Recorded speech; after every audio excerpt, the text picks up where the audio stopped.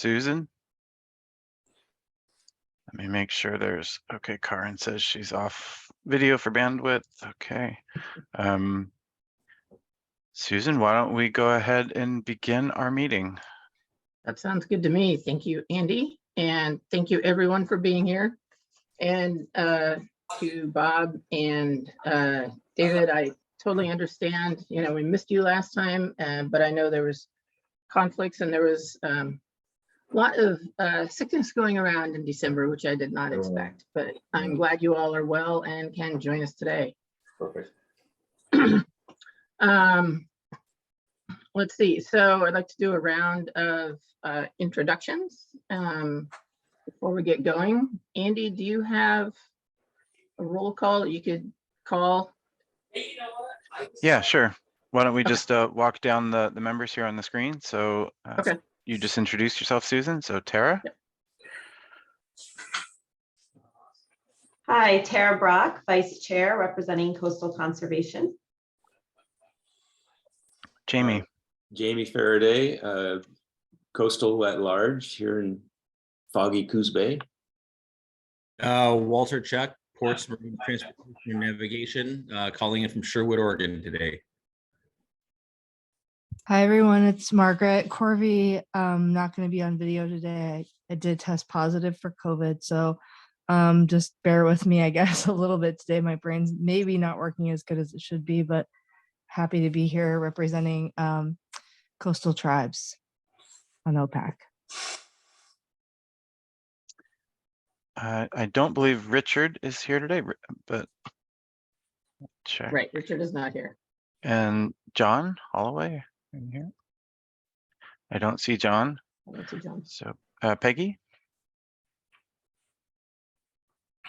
Peggy Joyce, OPAC member representing citizens of the great state of Oregon. Sorry to hear you're sick, Margaret, but God, what a trooper that you showed up. Joe. It's Joe Liebezite, statewide conservation environmental organization representation on OPEC. Bob. Maine, representing Coos, Curry, Douglas, Lane counties, County Commissioner Coos. Charlie.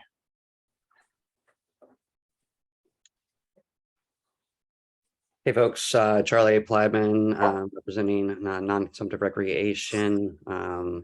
Hoping we'll get an update on governor's office appointments, and maybe this is my last meeting. But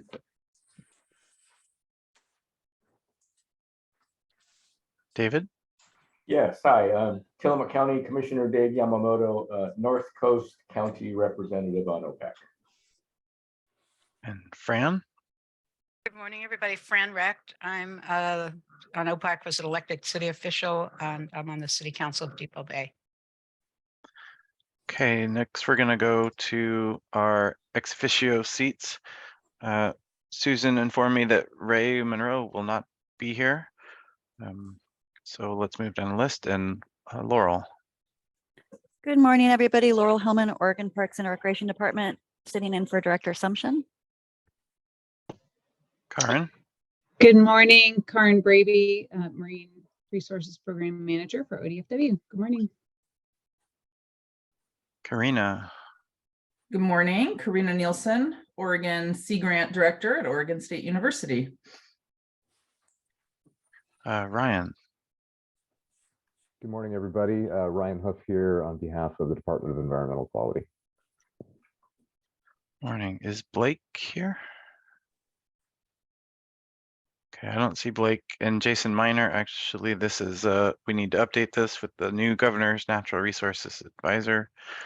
We'll let you know as soon as I know. I think it's I can't remember her name. And I think John Allen was not able to make it today. So let's move to Lisa. Is Lisa here?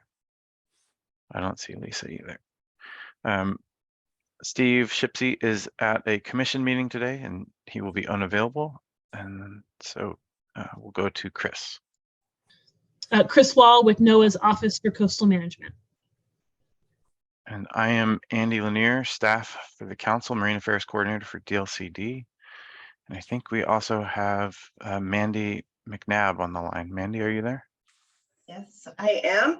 I am support staff and rulemaking for Oregon Coastal Management Program.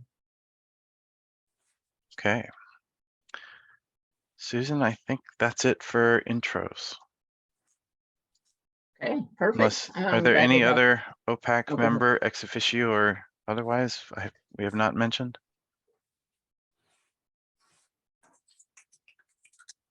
Okay. Great.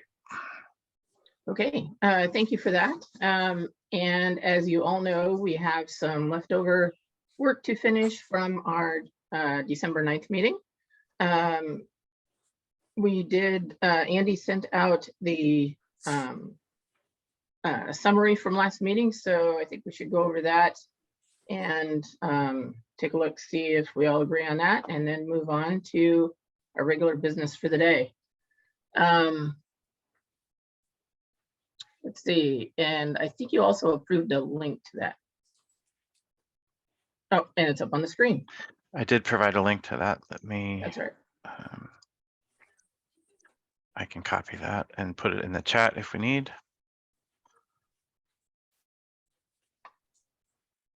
And thank you, Joe. You just put in the chat that thinks Jeff Huntington is Governor Kotek's Natural Resources Advisor. Fran. Thanks, Susan. I'm move that we approve the meeting summary of December 9th, 2022. Second. Seconded by Peggy. Okay, everybody good with that? Indicate by a thumbs up in as a reaction or yes? One from Joe, Jamie. Peggy. Anybody not agree with it? Charlie's good with it. Margaret's good with it. Okay. I'm not seeing anybody not Okay. agree with it. I will call that a consensus of group to approve the meeting summary without revisions. Okay.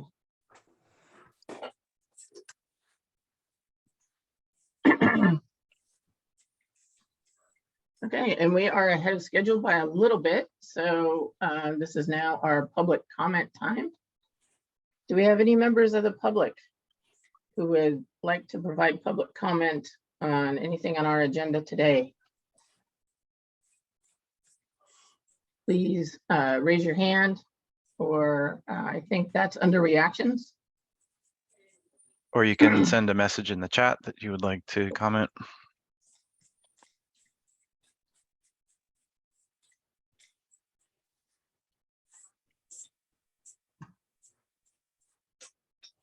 We have a quiet group today. We do, and that is okay. Oh. Oh, I see a hand. Joe. I'd just like to say, is it possible to move public comments, since there's none now, to the end? Because there might be some people that would want to provide public comment after there's discussion. I think we can do that. Andy? Yeah. I'm supportive of that if we have time on the agenda. Yeah, I'm supportive of that. I think that's a good idea, Joe. Yeah. Okay. So let's get into Territorial Sea Plan Part 3. Let's finish off what we started. We did approve all 6 sites in our December meeting. We do have some work to finish up as far as, excuse me, as far as deciding on what we want to include in the transmittal letter to DLCD. And I think I need like 4 screens. I can go one more. There we go. I did Okay. put this summary up again, just to remind folks. And in the last meeting, it was asked whether or not we would include a vote tally as a measure of the support for these sites. So it is included in the meeting summary. It could also be included in the transmittal letter if requested.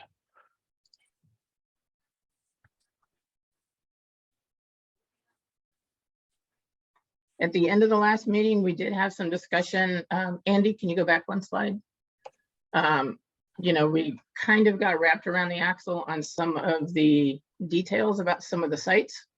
But I know when Andy went through and, you know, put everything in the summary statement, he went through and listened and got the votes and everything. So this is what we agreed on at the time. And I think it captures what we were talking about. But are there any other issues that we want to include in the transmittal letter? Any other thoughts that we didn't catch? I had some in my notes, but I think we covered those already. Can somebody sort of give me a short, brief, plain English version of what is to be included in a transmittal letter? What does that mean, really? I would be happy to try. Thank you, So Andy.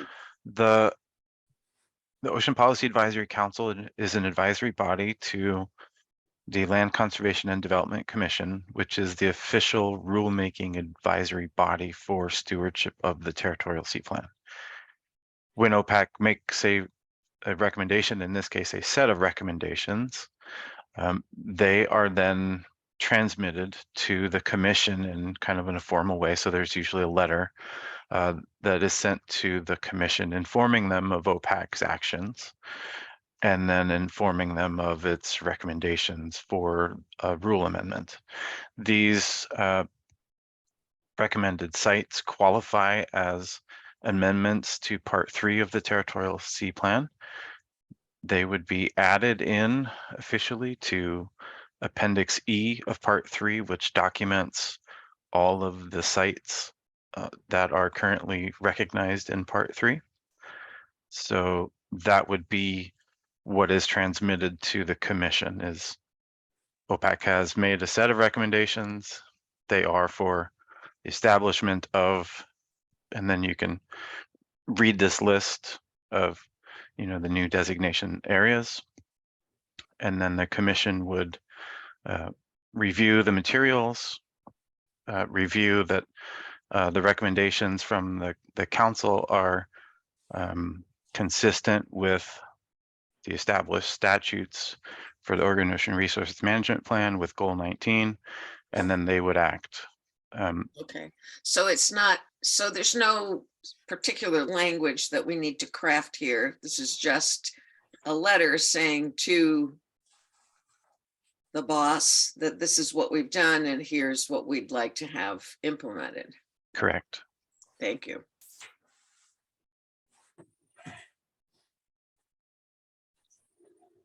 And I think part of that includes what, you know, a flavor of what we discussed, so that the commission knows how we made our recommendations and why we made those recommendations. You know, any of the discussion, we capture that too. For Walter. each one of the designated sites, Susan, is that what you're saying? I don't know if we can, but I think it's more general than that. If one or two of the sites had a specific, you know, I'm thinking recommending Black Rock Point, that one was a pretty close vote. We may want to identify why that vote was close, but that's up to OPAC. But I know when I talked with Andy about this before, you know, we really want to inform the commission of what our discussion was as well, so they know why we made the decisions we did. Okay, all right, thank you. Yeah. I see Walter and then David Yamamoto. Yeah, thanks, Susan. I just wanted to remind everybody that we did have a motion on the table by Charlie before we adjourned or had to leave the room. So I think we also need to finish up on that.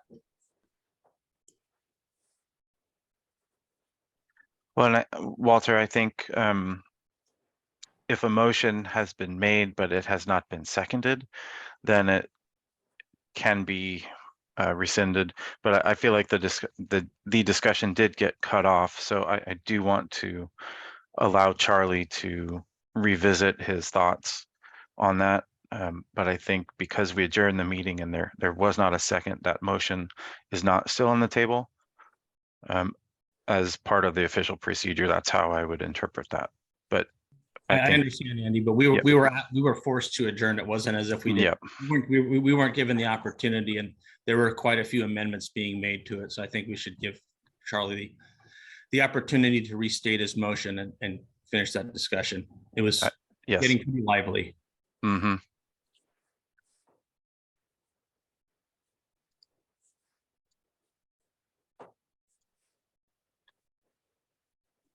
David Yamamoto and then Charlie.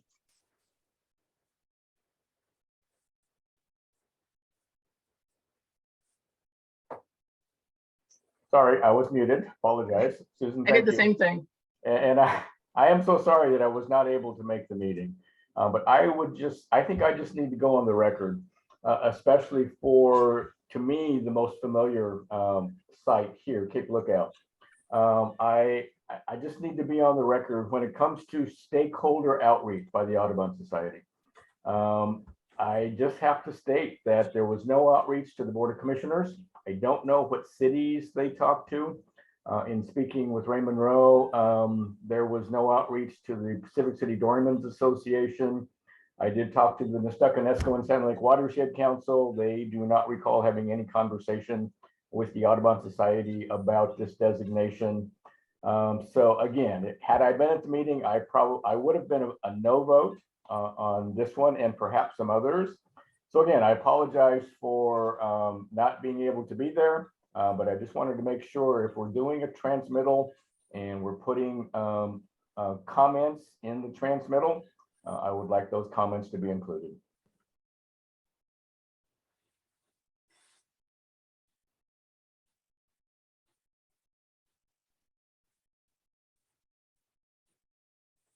Thank you, David. And I assume you are talking about your comments regarding, just to make sure I'm hearing you right, your comments regarding specifically the Cape Lookout area. You want the comments in that you were unaware of who they reached out to? No, I am aware of who they failed to reach out to. Yeah, right. Yes, okay. Perfect. And you would like those in the transmittal letter? I would. Thank you so much.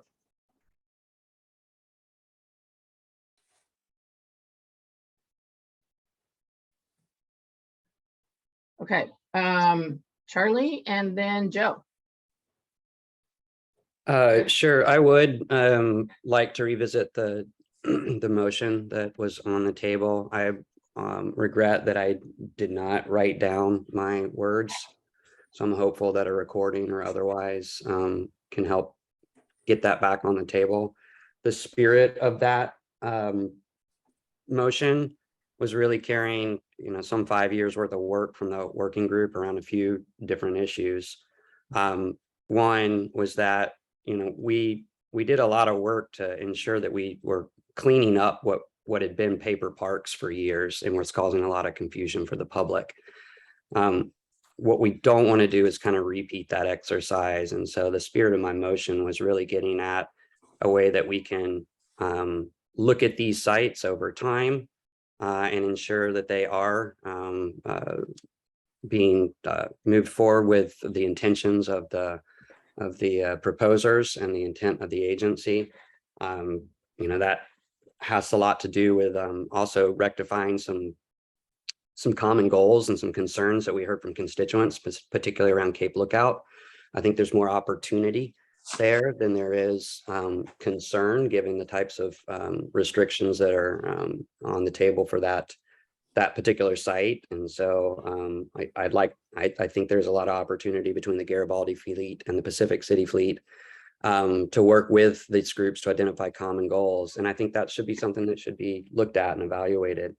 And then lastly, it was the capacity to engage. It was very clear to me that some sites had a strong amount of volunteer interest, organizing even city and local support to engage in those sites. Others didn't necessarily seem like they might have that. And so I think looking at that over time is important so that we don't end up in a similar situation where we were when we were first looking at updating the TSP Part 3. So that's not a motion, but that's kind of the spirit of what that motion was trying to get at. And I welcome discussion on that. Perfect. Thank you, Charlie. I do remember you talking about that at length. And I see Andy has the motion up on the screen. I just want to confirm with Charlie that this is what he recalls putting up.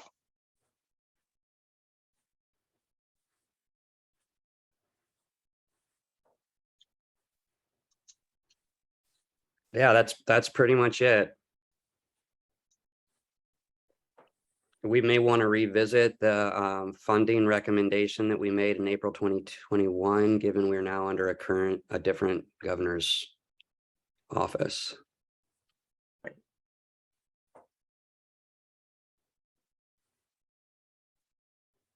Okay, we have the motion. Just for the sake of logistics and process, this is what we had in December. But Charlie, I'm thinking we should look at this and talk about it before we make a formal motion. Andy, is that how Yes, you I see would. that? I Okay. think that's the right path. Totally. I put this motion on the table and the meeting just kind of ended. So there was no discussion of this. And so I think Right. it's totally appropriate to have discussion. Yeah, because we did start discussion about it, but it was very involved and we went down some rabbit holes and then we took a break and that's when we had to end the meeting. So that's up for discussion before we make a formal motion. We probably have some more wordsmithing to do to it after discussion.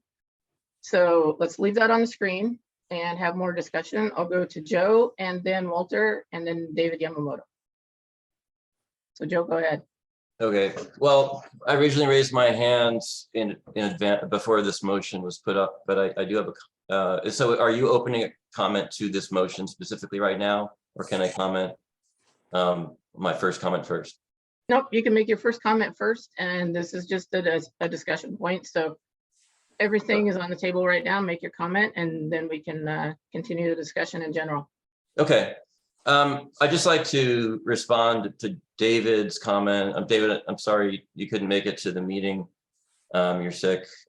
We did have a discussion on the outreach and Audubon Lincoln City, if I recall correctly, and it's in the recording, so definitely recommend checking the recording. They did indicate that there was a numerous or several attempts to reach the Doryman's fleet by call, but calls were not returned. So I just, for the record, would like to state there was outreach by Audubon Lincoln City regarding the Cape Lookout proposal. And I'll stop there and we'll wait for other comment on this motion.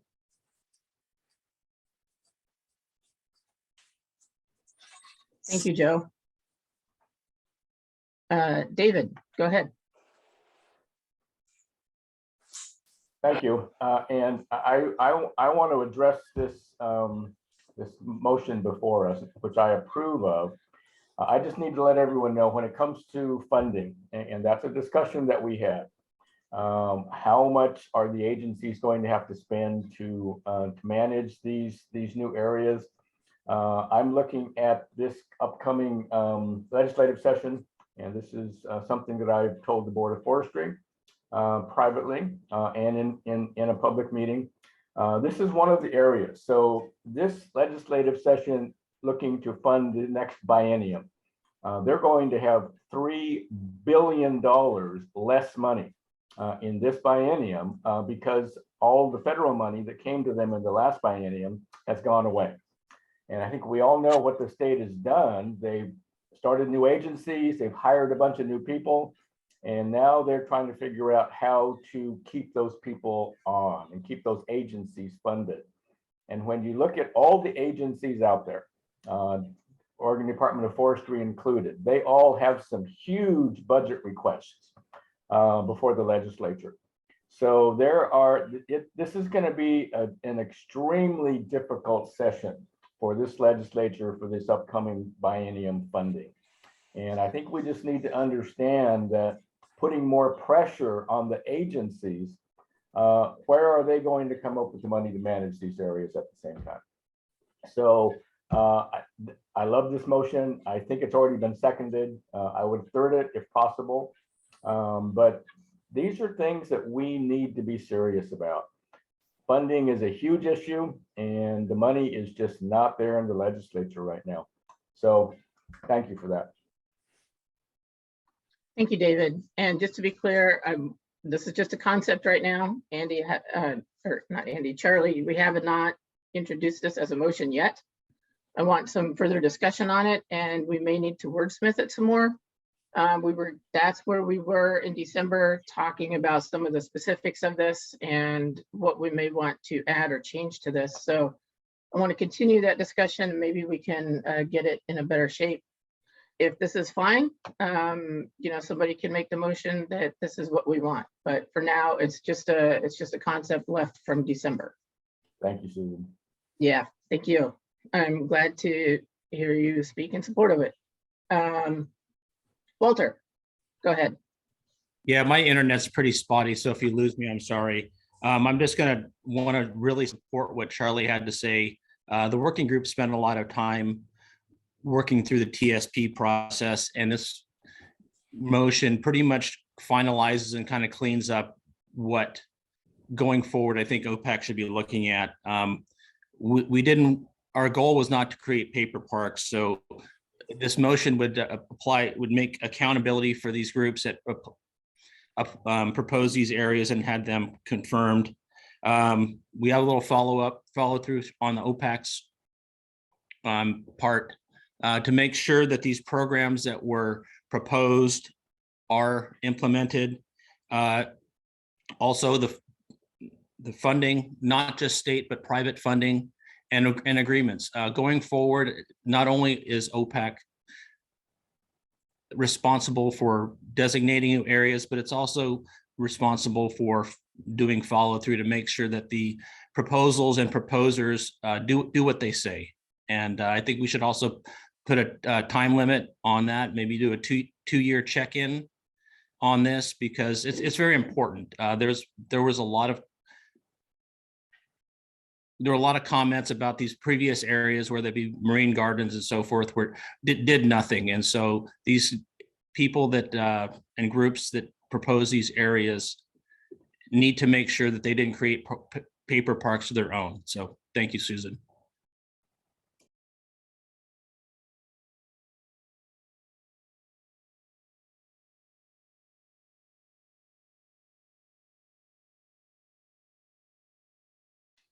Susan, you are muted.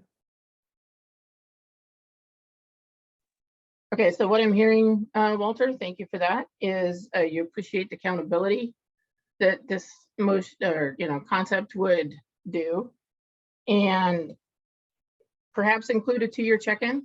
Is that something that you would suggest being included in a motion of this sort, or is that something separate? I think they should check in, but I also think that OPAC should make sure that these parks, these places are also doing what they said they were going to do. Okay. Thank you. Okay, Fran and then Joe. Thank you. It's hard for me to understand what's being asked here, and maybe having a time frame like Walter just said would be helpful. It's the when. Recommends evaluation of site goals, program and program implementation after 2 years, evaluating community support. It's just not worded in a way I understand what's being asked. And yeah, so I think that would help a lot.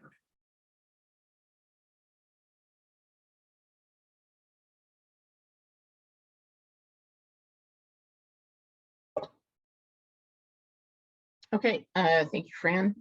Joe. Yeah, I agree that sites should be evaluated in essence. I'm not sure I totally agree with the motion because of two things. One is it's my understanding that when the process was developed by the work group, that there was a 3-year cycle, and at the end of 3 years, there's the ability to add, delete, or amend sites. So to me, that is the time when sites can be evaluated. If there is an entity that wants to review a site and propose that maybe it needs to be amended because some objectives are not being met, that's the time to do it. So it seemed clear to me that that was the intersection point during this process where evaluation happens. The second point, so it seems like it's somewhat already in the process, but maybe it has to be clarified further. The second point is that it's a little bit problematic if only these sites that are now being recommended are evaluated. What about existing rocky habitat sites? So that has to be clarified as well.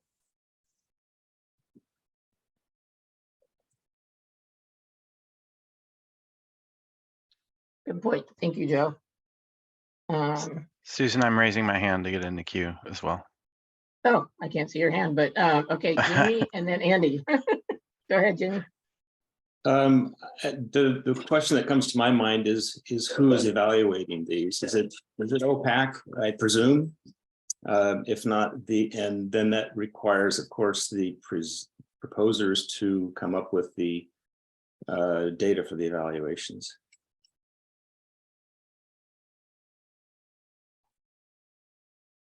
Jamie, could you repeat that? I missed the first part. Who is evaluating? Okay. What do you mean, who as in OPAC or state agencies or somebody else? Okay. Correct, yeah. Okay, Andy. Yeah, so I have a couple of comments here. I think these sites are on timelines to go into effect, right? So the first 2 sites that OPAC recommended by consensus were not able to be implemented in rule via rule changes last year. And so this year they will be going through rule amendment at the agencies, and they will go into effect in 2024 on January 1st.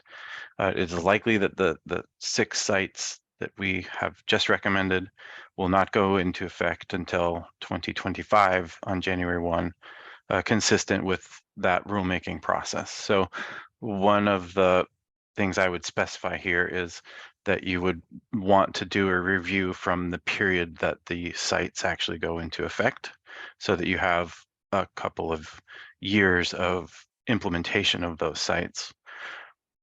My second comment is that there should be established site management plans that will help each of these community groups and the agencies understand what they intend to do in terms of actions and the kinds of information that may be collected at the sites that can help with an evaluation.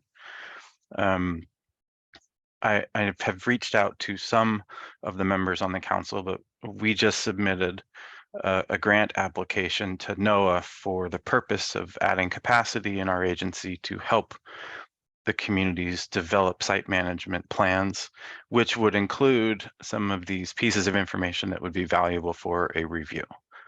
Now, no promises on receiving that grant or having those resources, so it may take a little bit longer for these communities to generate those site management plans if that capacity is not added. So that is another piece of note. The last thing is that I think it should be kind of an iterative community and OPAC relationship that's built over time, so that the community is involved at every step of the way when we're talking about creating a report about what's happened at these places. So I would encourage the council to kind of keep that in mind as they think about this recommendation.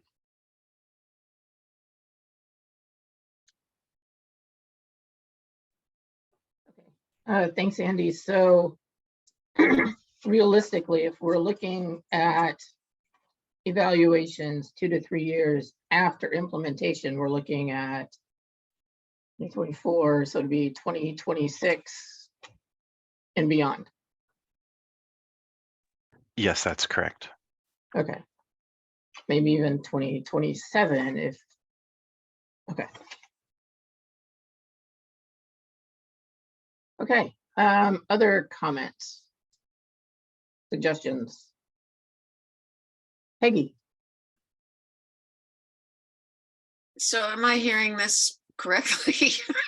Just these groups, community groups who have come together to put these proposals in front of us for approval and implementation, who have spent the last 2 years going through this process, are now going to be waiting for another 2 years before actual implementation. And then 2 to 3 years after that, those sites will be evaluated for whatever they did or didn't do in that after the implementation was approved. Is that what we're saying here? That was my understanding. Andy, is that? That is a correct statement of the approximate timelines, yes. So do these groups, what do I want to say? I mean, they've done so much work right now on getting the community on board to say to those people, well, we're not going to implement this yet because the state hasn't approved us. Just sounds to me completely insane. I mean, I don't get this. I don't get why. I mean, I understand why it takes the state a long time to do stuff, but I don't understand why we have right now a possibility of taking a look at what's happening in a very dynamic area of the state that isn't going to wait for the state to approve whether or not something goes wrong on that coastline that we will never know about. I mean, the process, I guess, is what I'm complaining about here, not the people or the intentions or everyone here on the board who's wanting to make sure that things go properly and are assessed and, you know, that we're all being policed in the right way. And, you know, I mean, just help me, somebody. I mean, I don't get this.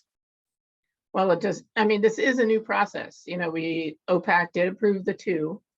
And, you know, we set up a whole new process. We had to build it from the start on, you know, ways to notify the applicants to apply, set up that whole structure, went through the, you know, Rocky Habitat strategy that Charlie was fantastic at leading, you know, through that process, then approving them.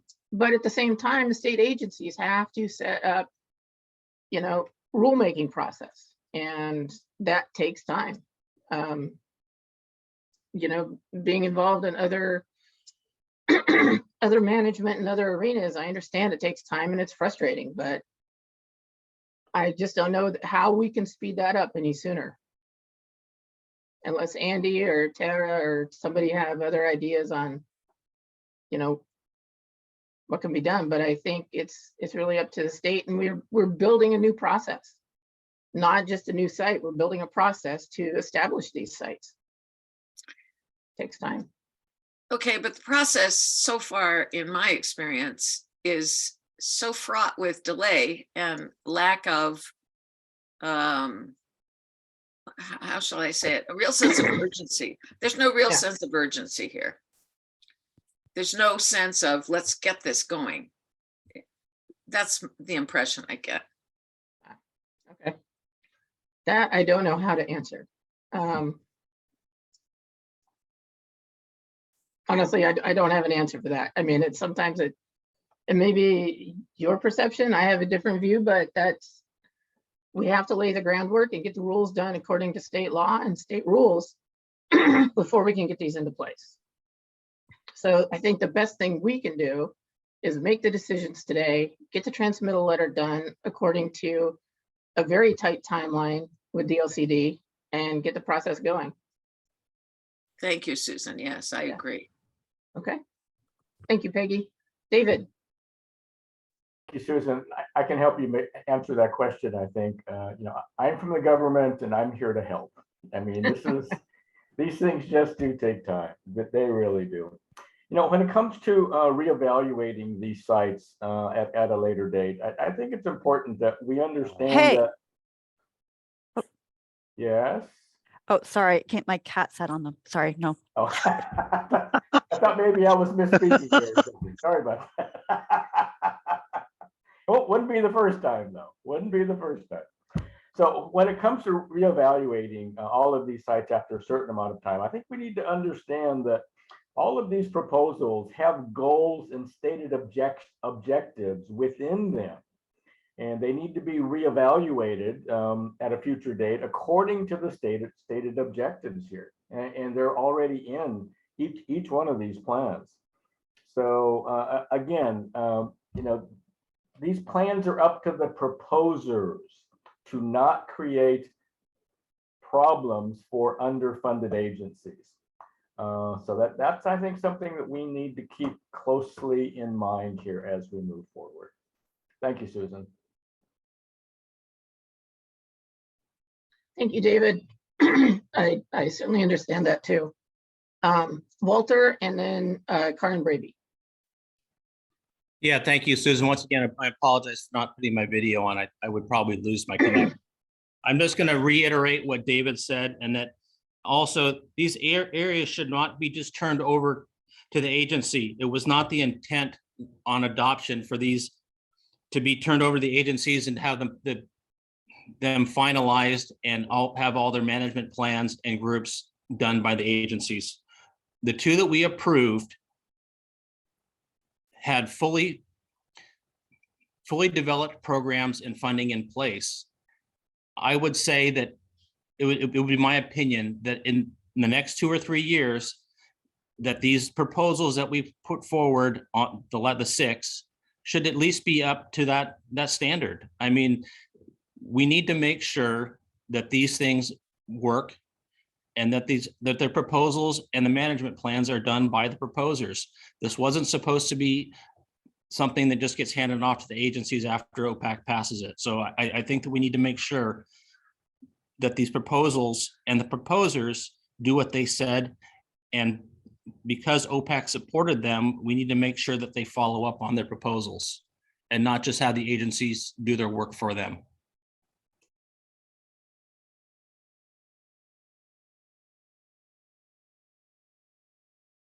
Great, thank you, Walter. That is a good point and one that we've talked about before. So yes, I appreciate that. Go to Karin and then Tara.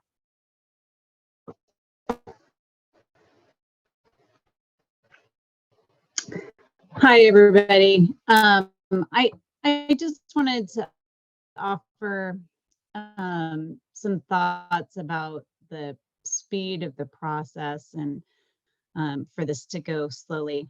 I would just offer that if any of us did not support a site or a process, that we would want ample time to evaluate it and make sure that it was fully informed before jumping to establish something. And so it goes both ways. The governance process can be slow, but it's intended to be slow to allow for input and evaluation. This one has been slower than a routine process because it's being built from the ground up. And so I think I just want to commend OPAC in being thoughtful about this and appreciate the applicants or the proposers and shepherds of these projects for being patient as we build this process, because we need to build something that works. And so I think that the frustration is in starting something new, and we're trying to get to a place where we can do it more quickly on a maintenance basis. That said, just from the ODFW side of things, anything that requires changes to fishing activity takes a minimum of a year to consider. And so once OPAC finishes the process for a site, it's a minimum of a year before we can get to that. And really, because of the cycle of decision making, it can take as long as 2 years. And again, that's because we have a process for any fishing prohibitions or allowances, either direction. And that's intentional, that it's slow and methodical and well-informed. So I just, I hear the frustration, but I think that it's a sign of a good process for durable governance.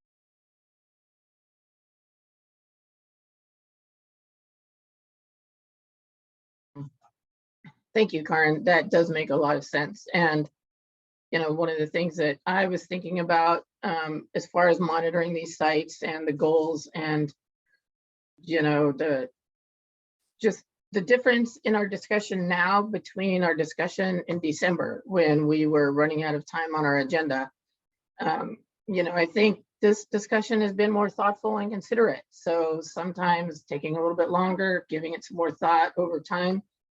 I think we'll end up with a better product, both in the sites and in our letter to DLCD. So sometimes time can be a good thing, or taking the time. Tara, and then Walter, did you have another comment, or is that a legacy hand? I'll go to Tara first. Thank you. Thanks. I did want to lift up actually a comment that Charlie made in the chat, because I think that it sort of expresses partially how I feel, is that these sites are now, you know, Oregon sites. They are going to be designated in our territorial sea plan, and that they're not just the proposer sites, and that there actually certainly is going to be a role for the agencies. And I do think we run into this a lot where agencies need funding to implement these. And I'm so glad to hear, Andy, that you've applied for a grant, but I also think it's on OPAC to be advocating for that funding and to make sure that agencies are properly funded to implement these programs and help. I also think the proposers have committed to do a whole lot in helping implement these sites and seeking out funding opportunities. And I take them at their word, they're going to do that. I think having an evaluation down the road is a great idea. But I have a lot of faith that these are going to be implemented and executed well, and think we should, as OPAC, we sent in the past a letter to the previous administration asking for funding to help implement this program and these sites, and think it would make sense to do that again. So just wanted to put that out there. And thinking a little broader about these sites is I do believe all the proposers have strong ownership over them, but that they are more than just those proposer sites now. So we kind of all have a duty to make sure they're implemented and effective. And I did want to respond to some of David's comments, but I think I'll wait until after we settle this motion and go back to our transmittal letters. So I'll hold those comments for a few minutes here. Okay, thank you, Tara. Very good points. Any other discussion? Any other questions, comments before we look for a new motion, if it's reworded or we add to this one? So some of you, Charlie, maybe be thinking about, you know, what we can add. I know you had some comments in the chat, but I would like to come up with a solid motion that encompasses our discussion and go from there. So a couple more comments, Fran, and then Joe. Thanks. Forgive me for not knowing the details of what was put in the Territorial Sea Part 3 for the evaluation, but can somebody speak, maybe Andy, speak to what's already in there in terms of evaluation? And is this a redundant motion? Thank you. Yeah, thank you, Andy? Fran. I think the two are not exactly the same is how I would put it.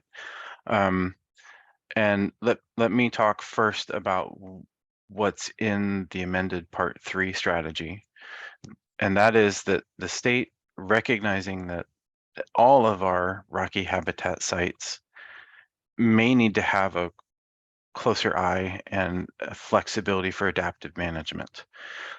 In that regard, the state has established a process by which it will, on a regular cycle, and it's roughly 2 to 3 years, we will ask through a request for proposals process for additions, modifications, or removal of any of these sites based upon community observations about whether they're working, whether they're being impacted to a significant degree, or whether or not they're working as expected. And that is focused on all of the sites in Part 3. So in a way, these new sites could be a portion of that. But I think that the new sites are different in that, there is an expectation that the goals and objectives that were developed by the community groups, that we want to find a way to measure and monitor and understand whether or not they are being effective. So that's how I would characterize the two kind of different elements. One is that there's going to be an adaptive management process. It may have a different focus each time that's run. And the state agencies are going to be the ones putting our heads together and thinking about how we want to focus that look on each time through the cycle. These sites that grew out of the initial proposal process, which is, this is the conclusion of that. These are new, and I think there is a valid interest in understanding whether or not we're doing a good job with setting them up and implementing them as intended. So I do think they're different. I do think there's value in both of those things happening. And that in the long-term interest of the state, knowing that these new sites are having success early on in their implementation will be really important for building that stewardship program and ethic in all of these places.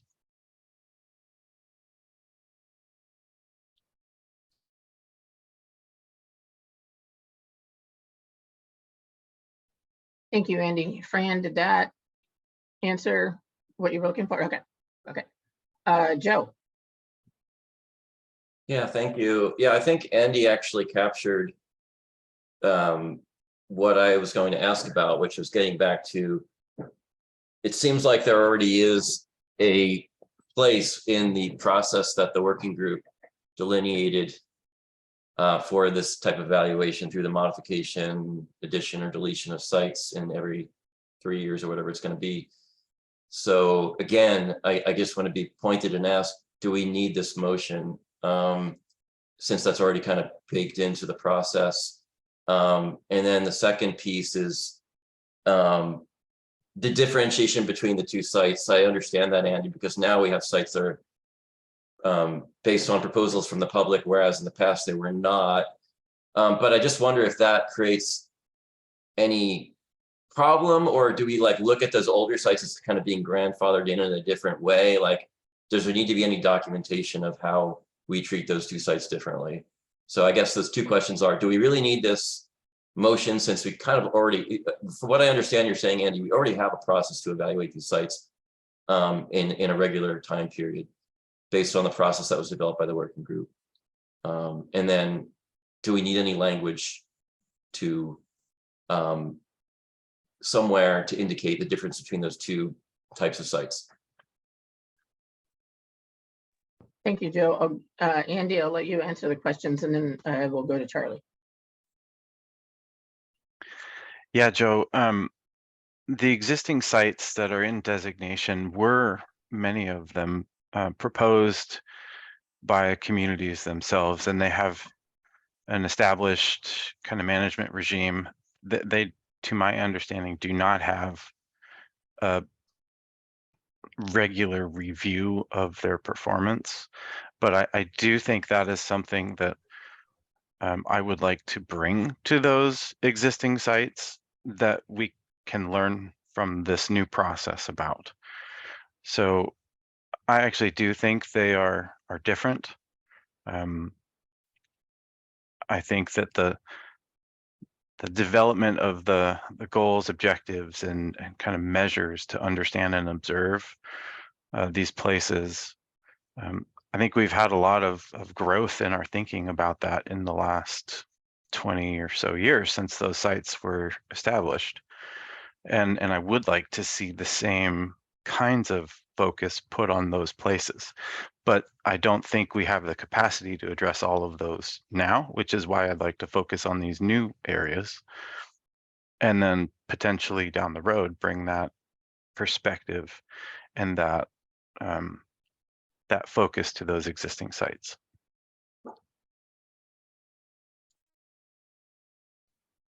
Joe, did that answer your questions, or did you have additional It follow-up? did, it did in terms of the differentiation between the two sites and Andy's thoughts on the timeline for evaluating them separately. But the first part, I haven't heard an answer about whether we need this motion or not.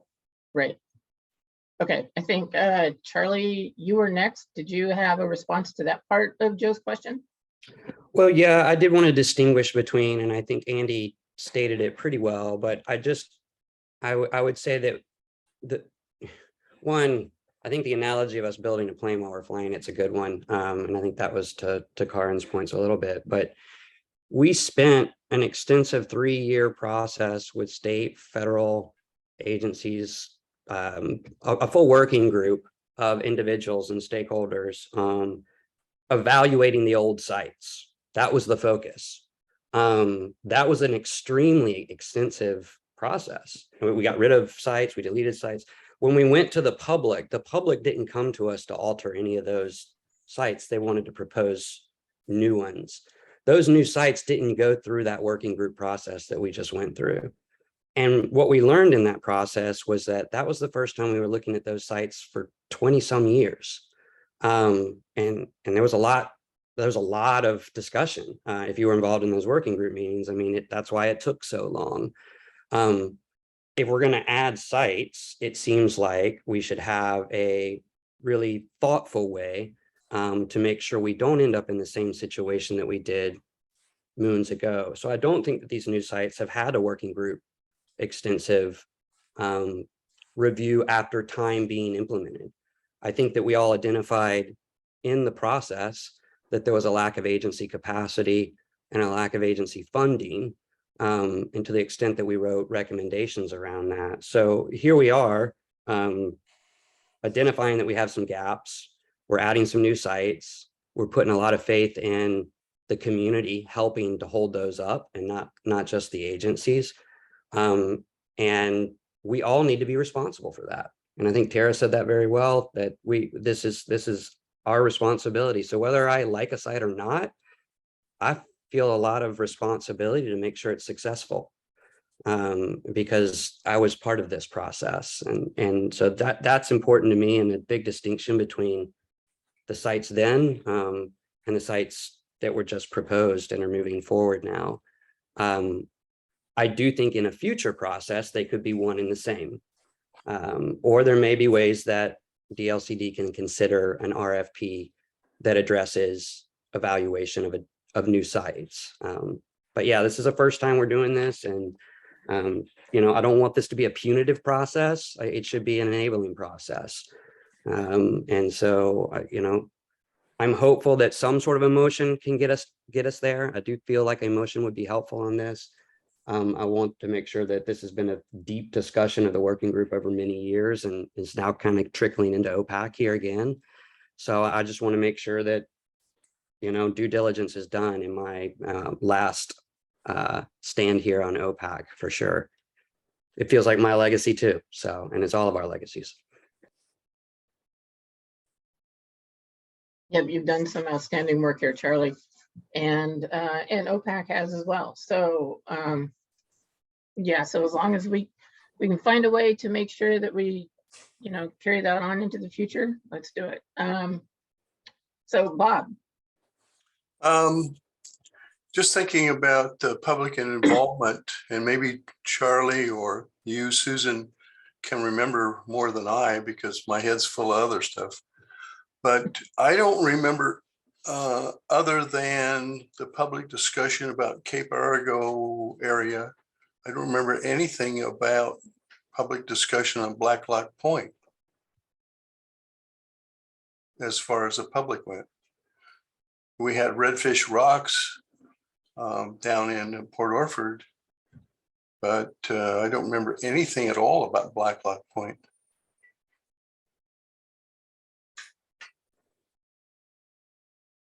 Andy, do you happen to have a record of when it's easily accessible about when these areas were discussed within the working group meetings were open to the public. We had a lot of discussion in December. And we also discussed these areas, God, I can't remember when our last meeting was before that. October? No, September. Anyway, Andy, do you happen to have a list of when these 6 sites were talked about? Yeah, Susan, the response to that is they went through the same exact process that every other site that's newly designated has been through. And that is that a community group from the area got together and came up with a proposal.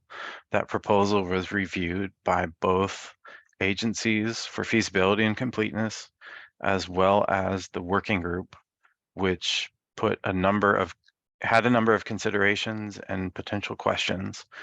Those questions and considerations were addressed through further workshops. And they had documented public outreach that was a part of that proposal process. So I don't see Black Lock Point being any different from many of the other 6 sites that we're discussing. The specific outreach associated with that proposal may look different, but the review of that site was the same as all the others. So it has been on the table since December of 2020 or January 1, 2020, when all of the proposals were originally submitted. I think COVID may have played a part in that. I don't think that some of the public, the visibility of some of those meetings were, as we would have expected, because we were meeting virtually for most, if not all of those. So I think that may have been, because I know I missed a couple of those meetings, where I went back and rewatched the ones that were recorded. But yeah, I think that kind of skewed our perspectives as well. Well, it'd be good to know which groups participated in that. Bob, there would be documentation of the outreach in the proposal packet materials that were provided to OPAC ahead of the decisions and all along the process. So there's, you would just need to look at the proposal materials specifically. I don't recall, but they are available online on Oregon Ocean Info, and they have been provided to OPAC at each step in the way. Okay, I just don't have any recollection of ever hearing anything about Black Lock Point is all. Thank you. Okay. Thanks, Bob. Anybody else? More discussion?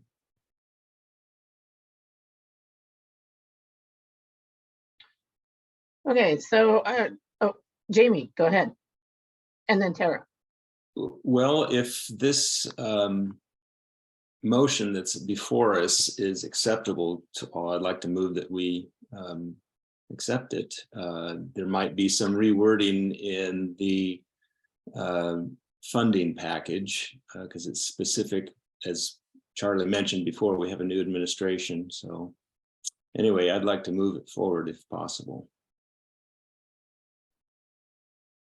Okay. So at this point, I'd say we have a motion on the table. Tara, before I get to you, is there, and it is exactly as what's written on the screen. Is there a second? I will second it, Walter Chuck. Walter Chuck seconds. Okay. Back open for discussion. I'll go to Tara, and then Margaret did put a comment in the chat. So Tara, go ahead. Yeah, I think, well, before we move this, and I guess a little late now, I was going to suggest that it sounded like that some edits to this might be needed. And I'm not sure if Charlie or Andy are prepared to do that or could work on that. Maybe we take a few-minute break. We have now a motion on the table, so I'm not sure how to deal with that. But I think there was some good points made about needing who's doing this evaluation, what's the timeline, you know. So I think there was a few very good suggestions about changing the language here. So I don't know if we need maybe a quick break and a few of us could huddle and try to do that. But right now we do have a motion on the table. So I don't know if Charlie, you want to, or who wants to withdraw the motion. Andy, I'll look to you for procedure there. So I'm going to put the motion in the chat in case there's folks who want to wordsmith it. There can be friendly amendments to motions as long as the person who submitted the motion originally is accepting of that. So you can ask for an amendment and then move forward with it as amended. Right. Or Andy, I think the maker of the motion can also withdraw it. And yes, the exactly. Right. So I guess I'll look to Jamie. I was under the impression that, you know, we might want to wordsmith it a little bit more. But Jamie, you're the maker of the motion as was on the screen. So I defer to you. What would you like to do? And I do preface that I was thinking of taking a break. So some people could talk about, you know, adding some language that addressed what we discussed this morning. Well, I've Jamie, copied it and pasted it, but I haven't started working on it yet, but I can do that. Okay, so I think for the record, Jamie, you need to withdraw your motion. And Okay. then start over, is that? I do so. Okay. Okay, with that. And just to be, he also needs support of the second. So Walter, if you're okay with Jamie withdrawing. Yep, sorry, thank you. I forgot about that, Walter. It's okay. So just for clarification, are we going to take a break and come back and finish the motion? Yes, I think we just want to wordsmith or add a little bit of more specificity and context here. The maker of the motion is looking to do that. Okay, I agree. I will withdraw my second and come back after the meeting. After after the break. After the meeting would be a good way to, just kidding. Okay, let's take a 15-minute break. Will that give you guys enough time? Charlie has his hand up. I don't know if he wants. Oh, yep. Okay. I didn't see that. Charlie, go ahead. I just wanted, I heard my name called out, and I'm curious during this 15-minute break if I'm the one tasked with doing this, or Madam Chair, will that be you, or Tara, are you interested in this? I can do that. I'm curious how much you pay the DOJ to do this sort of thing. But I want to make sure I know what I'm doing in this 15-minute break. Unfortunately, we don't have Steve today. He is in a LCDC meeting, I believe. But I'm happy to huddle with a couple others if that makes sense. Or Jamie did offer to do some work on this. There, as Andy said, we could always then offer friendly amendments. But if a couple people, Charlie, since you had the original idea of this, I think if you and Jamie, and I mean, I'm happy to also help put some additional words in here to maybe get some more comfort. I'm not sure if that's an okay process. I think that's fine. Andy, one question I have for you though, is there a way that you can make a separate little room or, separate Zoom meeting? I know we did that a couple of years ago, but I don't know how easy that is to do. Yeah, that will be a challenge. Okay. I tell you I'm what. fine what- just staying on here if we want to just stay on here, and then for transparency's sake, it's all here. I'm good with that. Does I'm that fine work with that as for well. Yep. Tara, Andy, Jamie? Yes, I've got the Word document up and I've got the original on. Okay. Okay, so the rest of us, if we want to take a 15-minute break, well, they work on that. I'll leave it to you to work with Andy about putting things up on the screen. If if you want to share your screen or how to do that, I'll stay on as well. Help facilitate if I can, whatever I can do. Otherwise, let's take 15 minutes and come back at, how about right at 10 o'clock, 17 minutes. Sounds good. Okay.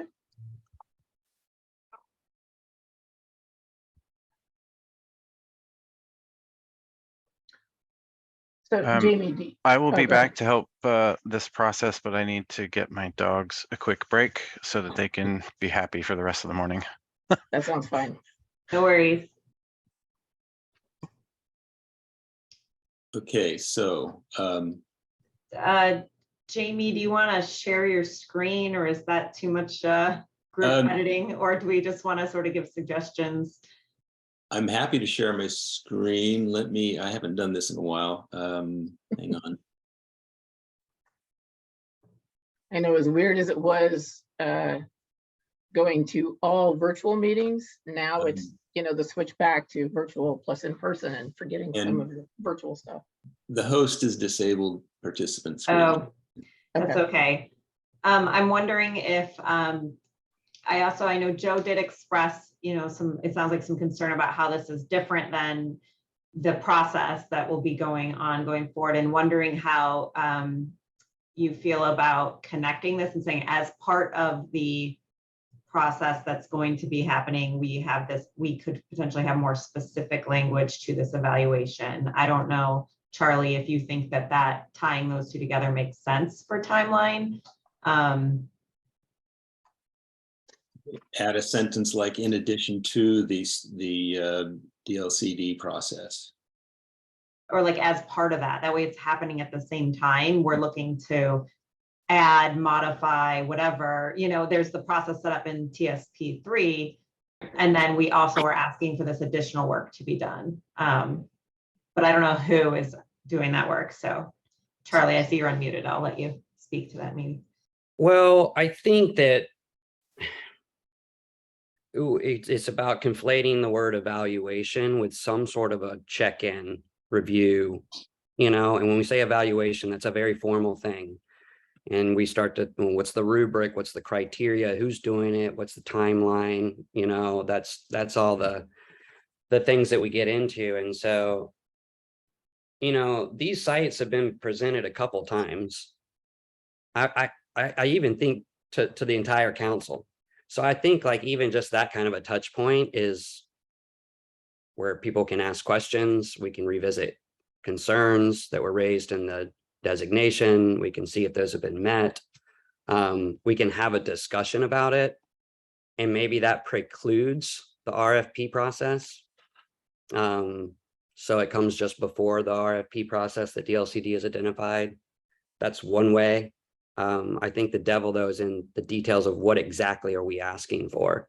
And to me, when I first put this forward, it's a touch point and an opportunity to look at what we just did so that we don't come back 20 years from now and go, what were they trying to do? Who was here? What was their intention? And I think this can be very helpful for these sites to be successful, and maybe is very necessary. So I'm struggling with words right now in this, but that's my intention.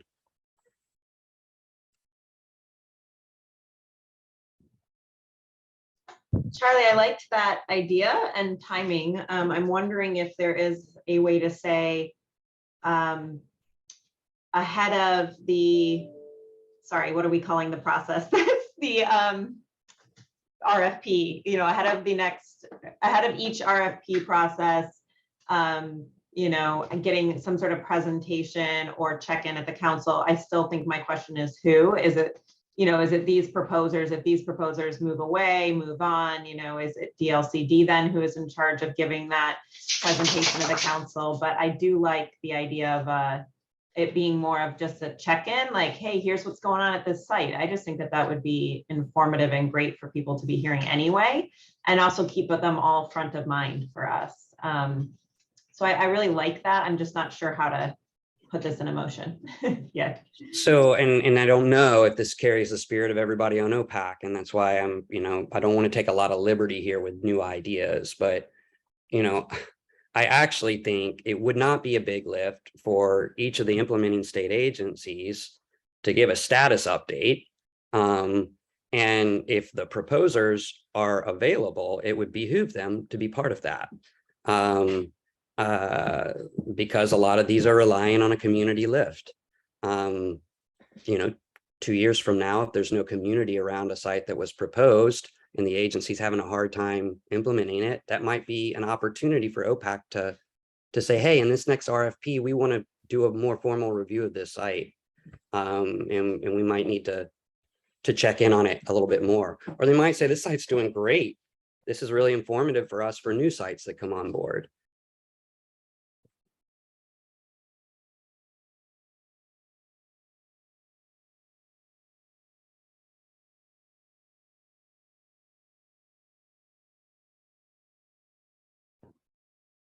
So we do have an RFP process that is slated to begin October 1 of this year.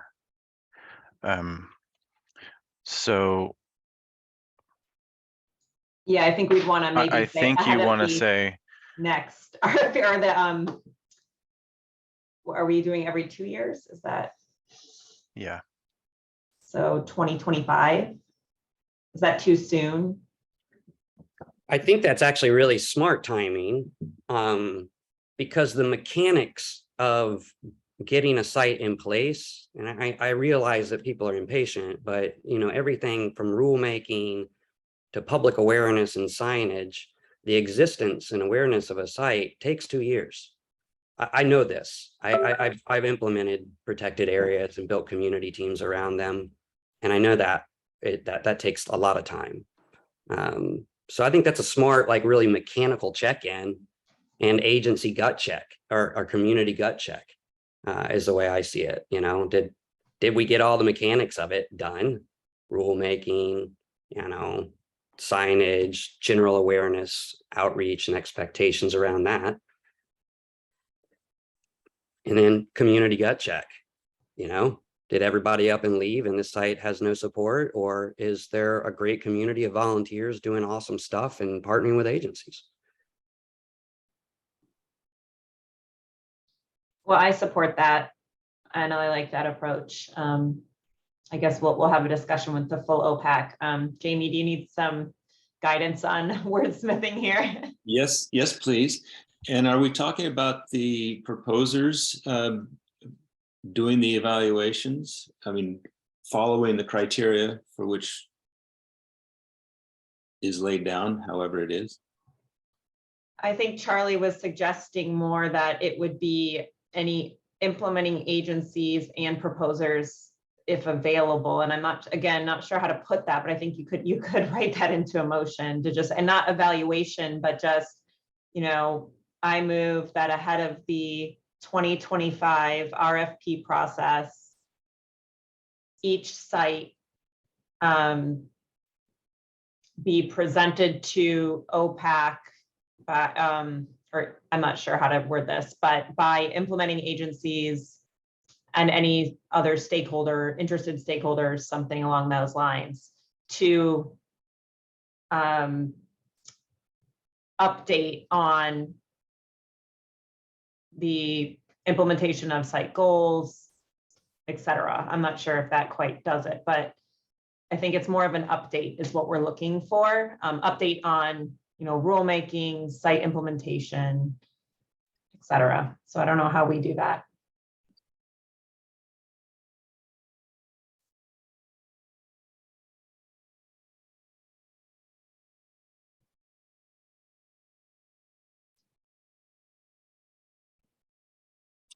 something like that? I'm still Yeah, I thinking think- if the the 6 sites are not actually implemented until 2025, and you want to give 2 years of implementation of those before you're reporting back, Right. then I think you would want to say, you know, at the at the next, you know, TSP proposal process following the 2nd year of implementation or something like that, so that there's actually enough of a time window for there to be observations and actions reported.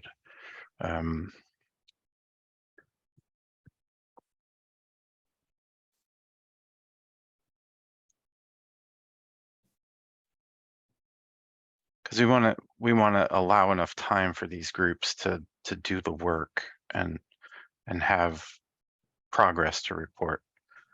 Yeah, I was just gonna say that's even about, I think an update. I think removing evaluation is an important point Charlie made, because I do think that evokes sort of like this is a big analysis. We have a chart of evaluating its effectiveness in a way that's a little different than updating on the progress made toward implementing site goals, the program, the community support, which would then, of course, feed in very nicely to the next RFP process where people might recommend modifications, et cetera, based on these updates. So Yeah, that makes sense to me. yeah, I like that. I hope that sort of is where the group is heading, and also addresses some of Joe's concerns that we heard about how is this different and fitting into that RFP process.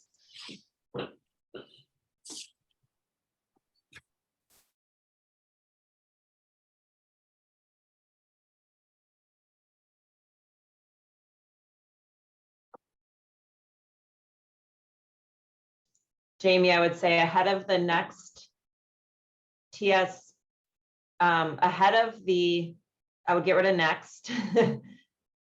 Ahead of the TSP Rocky Habitat RFP process, 2 years, or how did you say that, Andy? Like following 2 years after implementation of these the 6 sites or something. I'm working Yeah. on something too on the side here, guys, and I'll drop it in a second. Oh, thanks. Charlie's working. Okay, good. But keep going on your thing. I need to kind of be in my own head to think this. Yep, no worries. Following 2 years of implementation, I think you need the time period before Yep. implementation.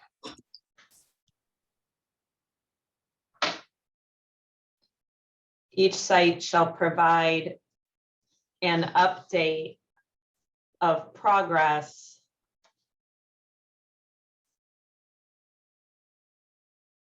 and then I think the rest of that trail of things could be either kept or slightly reworded toward, progress toward meeting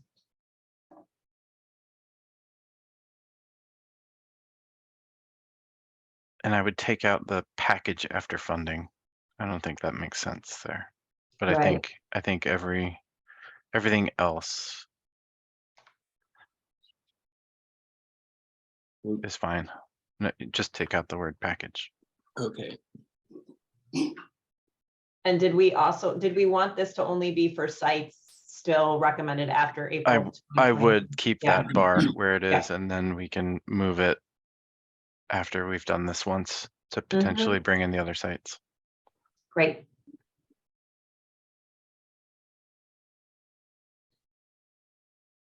And then the only thing is still kind of the who. We say each site shall provide. I think Charlie's idea that it would be implementing agencies, but we'd also want to offer the opportunity for any proposers who are, that would be a good opportunity to have. I don't know if we need that specificity. Yeah, parenthetical.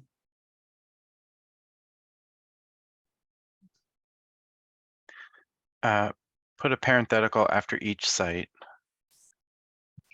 Put implementing agencies and community organizations. and/or community organizations, maybe. Yeah, Because there might not be, as Charlie was saying, that might actually be part of the update, is that right. organization did not form or stay or form, or, yeah. / proposing proposing Agencies and/or community groups or community organizations.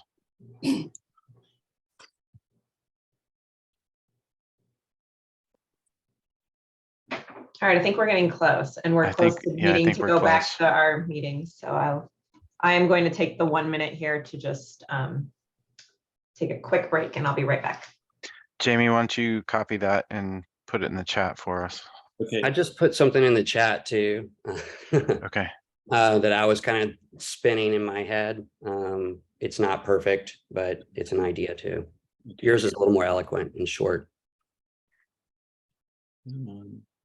I also put 1 year in there, but that could be changed as well. So do I stop share here? Yeah, you can stop sharing and Okay. I couldn't read the chat. Let me see.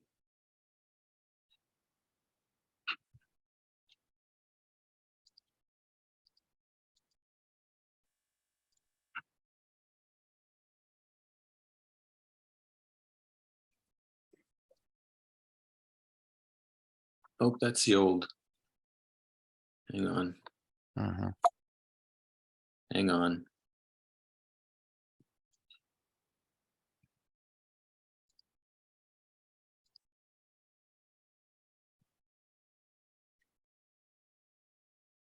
I like Charlie's version. I think that really lays it out pretty specifically. Disregard my first one. That was the old. So it's before and after. And then Charlie's.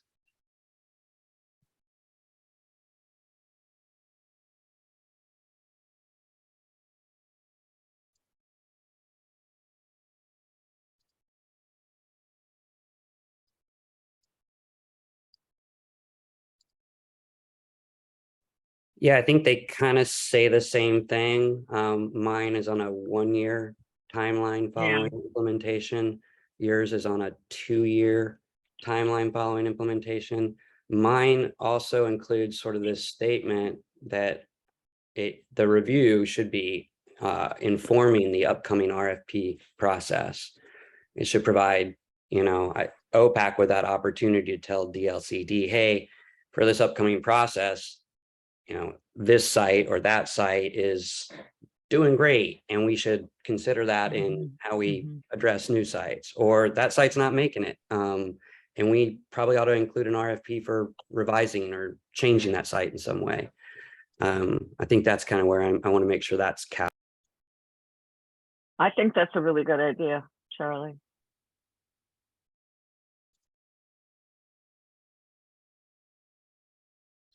So Jamie, Charlie, Tara, sorry, I'm gonna get myself on video here.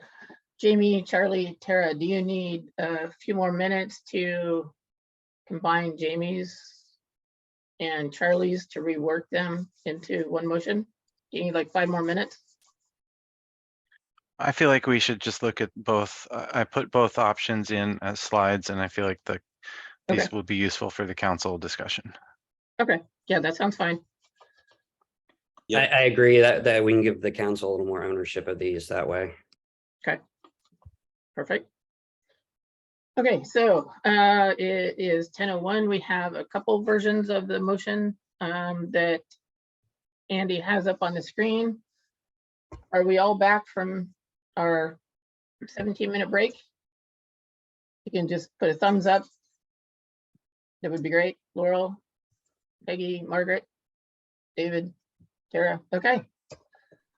Looks like most of us are back. So let's go ahead and thank you, Charlie, Tara, and Jamie for working on this.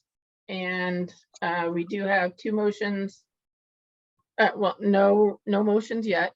We have 2 options that Andy has up on the screen. The one that is on the screen now is the one Jamie and Tara and Charlie worked on. Option 2 is the wording that Charlie put together during the discussion as well.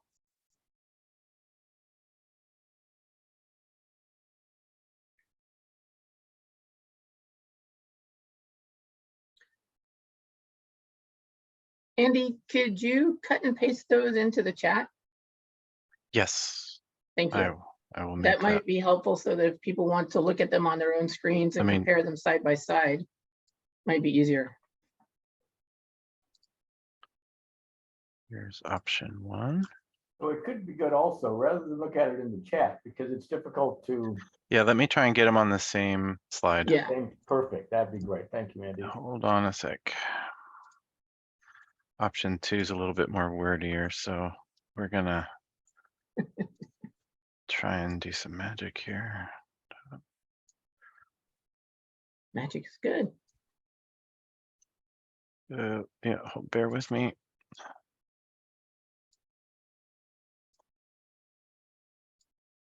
Is that okay? Yay, yay. Yep. Thank you, nicely Andy. done. Yeah, that's great, Andy.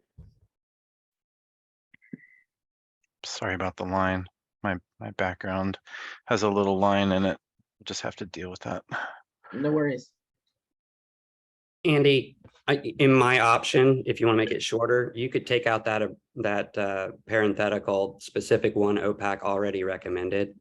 I think we're capturing that with funding package, and that may change over time. So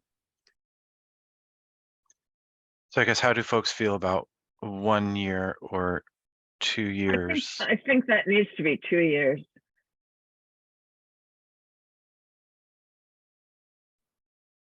I agree. I think 1 year is a little bit soon. great. I think 2 years would be a better, give people a better flavor of what's going on. I'm open to changing that to 2 years, or it would encourage other OPAC discussion or thoughts on that as well. Andy, do you have the latest version? I know that there was public comment about a year or so ago after the workshops held to lessons learned on the process. And there was some recommendations on the evaluation process and of like forming a technical evaluation group and all that. I think it's important to, whatever OPAC agreed on with that revised process, to incorporate this into that at some point, because we don't want to lose that well thought out process that just started with the work group for years and then was tweaked a little bit and approved by OPAC. Whatever we come up with here has to fit into that. And I don't have that all in my head, unfortunately, but just make sure that we do that. There's a flow chart that was submitted, I recall. Yeah, Joe, I believe the timelines there were about approximately 6 months, 6 to 8 months for the proposal process resulting in a submission. And then there was a year total of review, the first 6 months of which was agency led. The second 6 months was the technical evaluation group. So I really do think a 2-year cycle would match better with that process, because you would want there to be enough time for the review. And I do think in the first cycle, and I guess that's a clarification, is this an iterative cycle beyond? I think this should maybe be a one-time thing that is then merged with that RFP process after it happens. That was So what I was implying. That's what you're implying here. Yeah, that's what I was implying when I first made this motion. I didn't see the need for it to be happening over and over and over every single time. This is kind of priming the pump for the RFP process, I feel like. Well, I think it should be 2 years then to mesh with that. I think that if that's what we need to make it mesh, that's fine by me.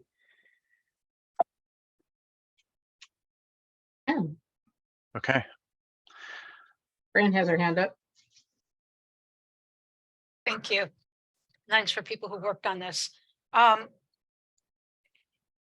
It seems to me that option 1 is similar to option 2 and can be, it's easier to understand and read in one thing. The other one's a little bit too long, but ahead of the TSP Rocky Habitat RFP process in whatever year that is, 2025, whatever it is, following 2 years of implementation for each site, the council, if this in option 2, it's moved that the council conducts. So in option 1, it could say, take away the parentheses, 2 years of implementation at each site, the council shall provide an update of progress. So that would imply that the council would hire people or conduct it themselves. And then it's similar to option 2 without too much additional wording. I'm going to go back to Charlie and Jamie. Was that your intent?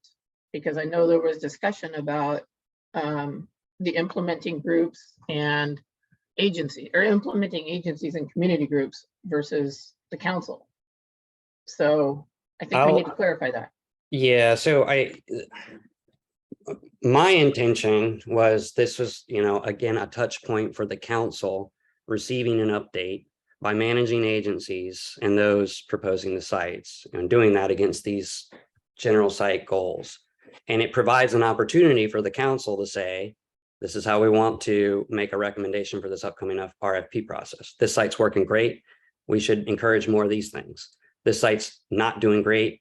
We need to either get more funding or consider modifications for it. And then that goes and feeds into that RFP process. But it gives the opportunity. Now, Karin's point is an important one here, in that I assumed that if the agencies were already going to be conducting rulemaking, all those other things, that giving an update on sort of the mechanics of the site, providing a PowerPoint presentation, would not be a heavy lift. If we're talking review, evaluation, rubrics, and criteria, then I do think they need funding. But I'm not one to speak for the agency and where they do need funding. So I think that's kind of an important piece to capture as well. Can the agencies provide an update in 2 years, or do they need special funding just to do that too? Thank you, Charlie. I'll go to Karin next, but could we say something like agency funding dependent? But I'll go to Karin. Maybe she has a solution. Yeah, thank you for the opportunity. I did put it in the chat just to give people a chance to cogitate on it. But my point here really is that an evaluation of a program can be quite small of a process, and it can be quite large of a process. And it's all in the perception of the reader, what an evaluation looks like.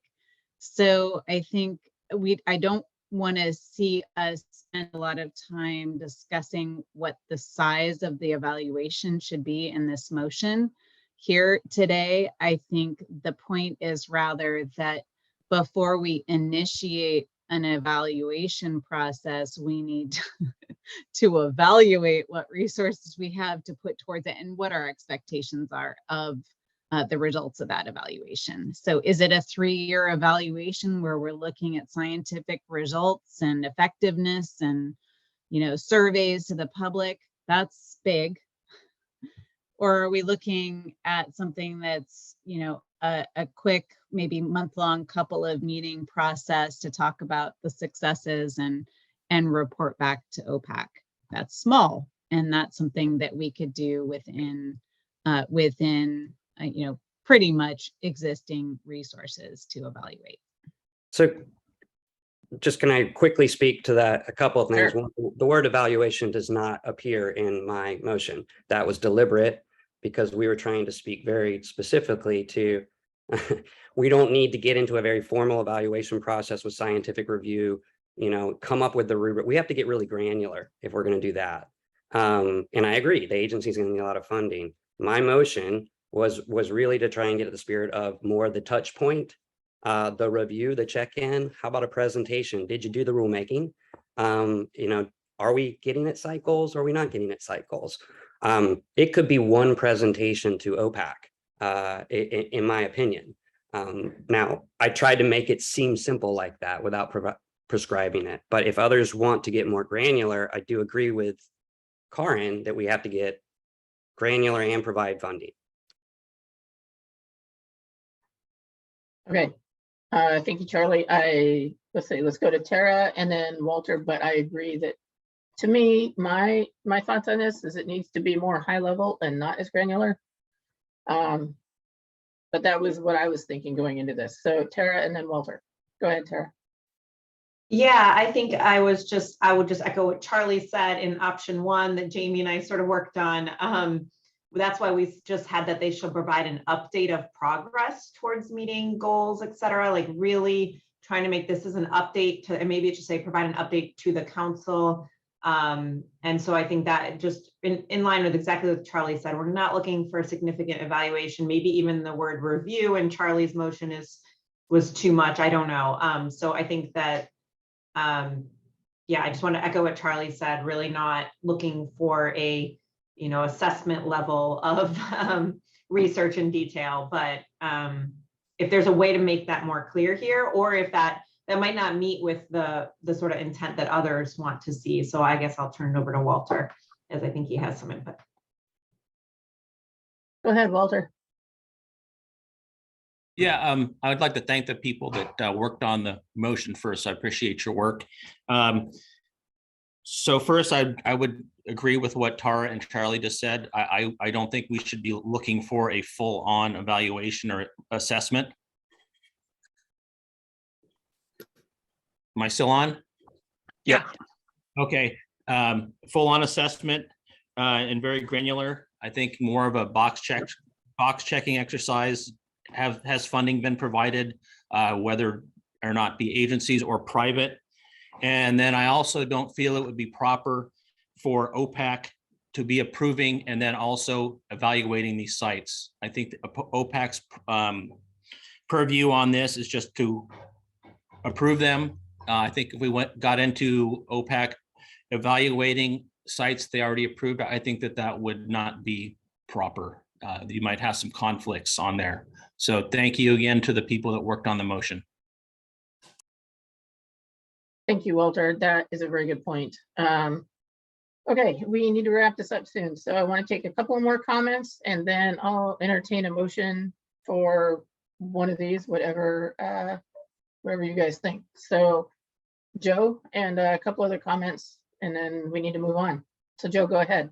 Yeah, mine's quick. I just want to say I agree with Walter that the OPAC shouldn't be reviewing. I think what is in the evaluation process now is to have a technical evaluation group evaluating the proposals. So I think that's already kind of in the process. Thank you, Joe. Any other comments before somebody makes a motion on one of these?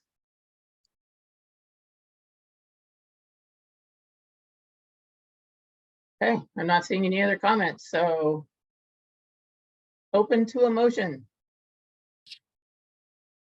Jamie? I move that we choose one of these. No, we need to choose one. Charlie? Choose one, or we need to get it done. I move that we vote on option 2. Okay, so for the record, Peggy, you are moving for the language in option 2. Yes. Okay.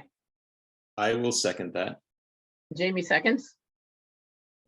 Further discussion. Excuse me, I just thought we said that we didn't want the council to conduct a review. That's the discussion. So do we need to wordsmith this? I think we do in order to take that out if that's what the council wants.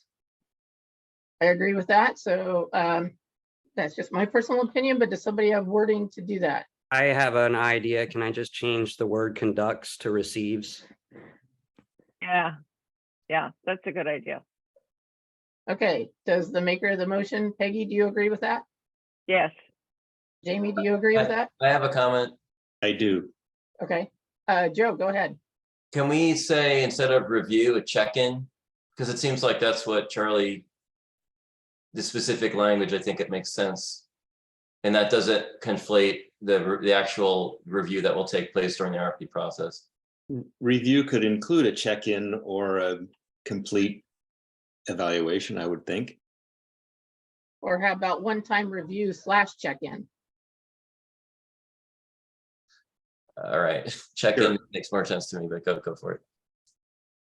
Okay.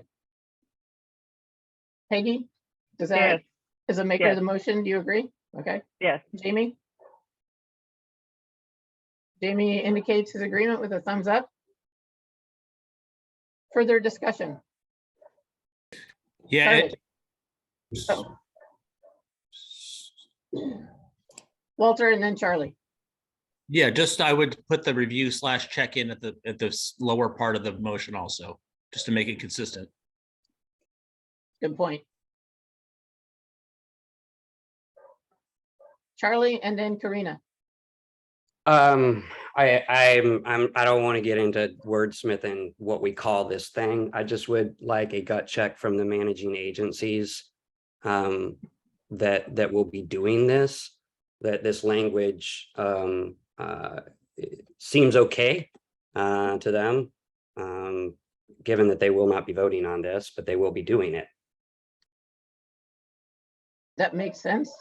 Appreciate that, Charlie. Let's go to the agencies after we hear from Karina. Well, I guess I'm echoing Charlie a bit. I think when you put language that is review / check-in and that has two different intentions or meanings, I think to people reading it, that is creates some challenges and just in terms of guidance. So I would be clearer and not have a slash. Okay, that makes sense to me too. Is check-in update not a, I feel like we just want an update. I mean, a check-in says the same thing, but that's, I think she'll receive a update on site goals, program implementation, et cetera. And then you can remove the review and status update. The update shall do this. The I update should agree. be Update connected. is a good Yeah. word. I agree. I just worry we're, too many words of what we're looking for. And maybe it's really just an update, right? Is that, I feel like that's where we're headed, but. Okay, update. Peggy, do you agree with that? As Yes. the maker of the motion, okay? Jamie, do you agree with that as the second? Sure, yes. Okay. Okay, can we do a quick check with the agencies? Per Charlie's suggestion as part of the discussion on this motion before we agree by consensus or vote.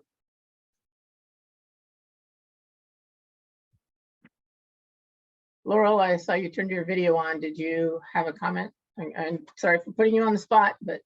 Well, no, I heard that you wanted an update from the agencies on the updated language. I think update is more general, so it would be easier to provide an update than a review. I'm still not entirely sure what it would mean, but we have some time to figure that out. And there is some difference. It says implementing agencies and then it says managing agencies. So does that include DLCD or is it only those, what? Is that the intention? And that's two different sets of language there.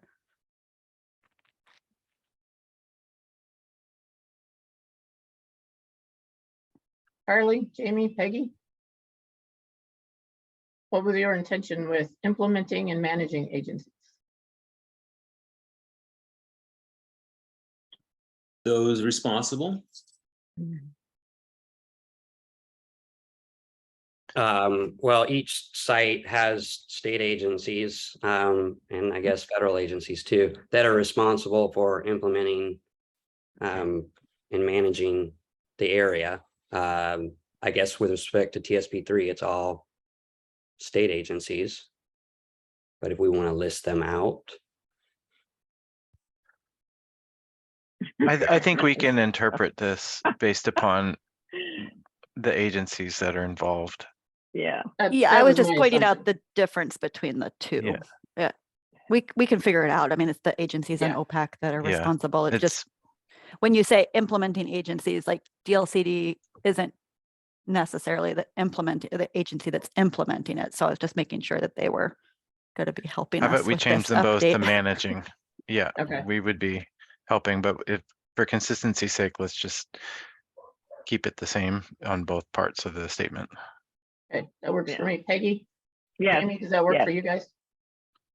and I'd like to hear from ODF and W on this as well. And then I also put in the chat, if the group wanted to consider it and it made the agencies feel more comfortable with some clarity, they could propose at a later date what would be included in that update, check-in, review, not evaluation. Okay, so I guess I'm looking to Karin. Sorry to put you on the spot. But as one of the managing agencies of these sites, does this give you any consternation? Yeah, if I can, Chair. Yeah, thank you. Yeah, no, I'm fine. Somehow I am not coming through now. Can you hear me? We are hearing you, Karin. Yep. Okay, good. I feel comfortable with the discussion that we had.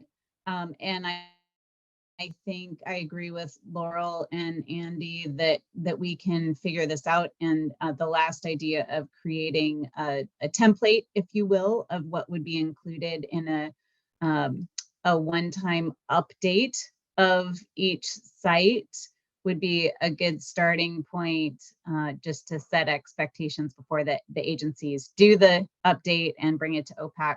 I think that is doable, and the agencies can put that together, over the next year. We have a while before we're going to have these done, so we can come back to OPAC and have that discussion later, pending the agenda. Oh, Karin, you just got on mute, so we lost the last part of your sentence.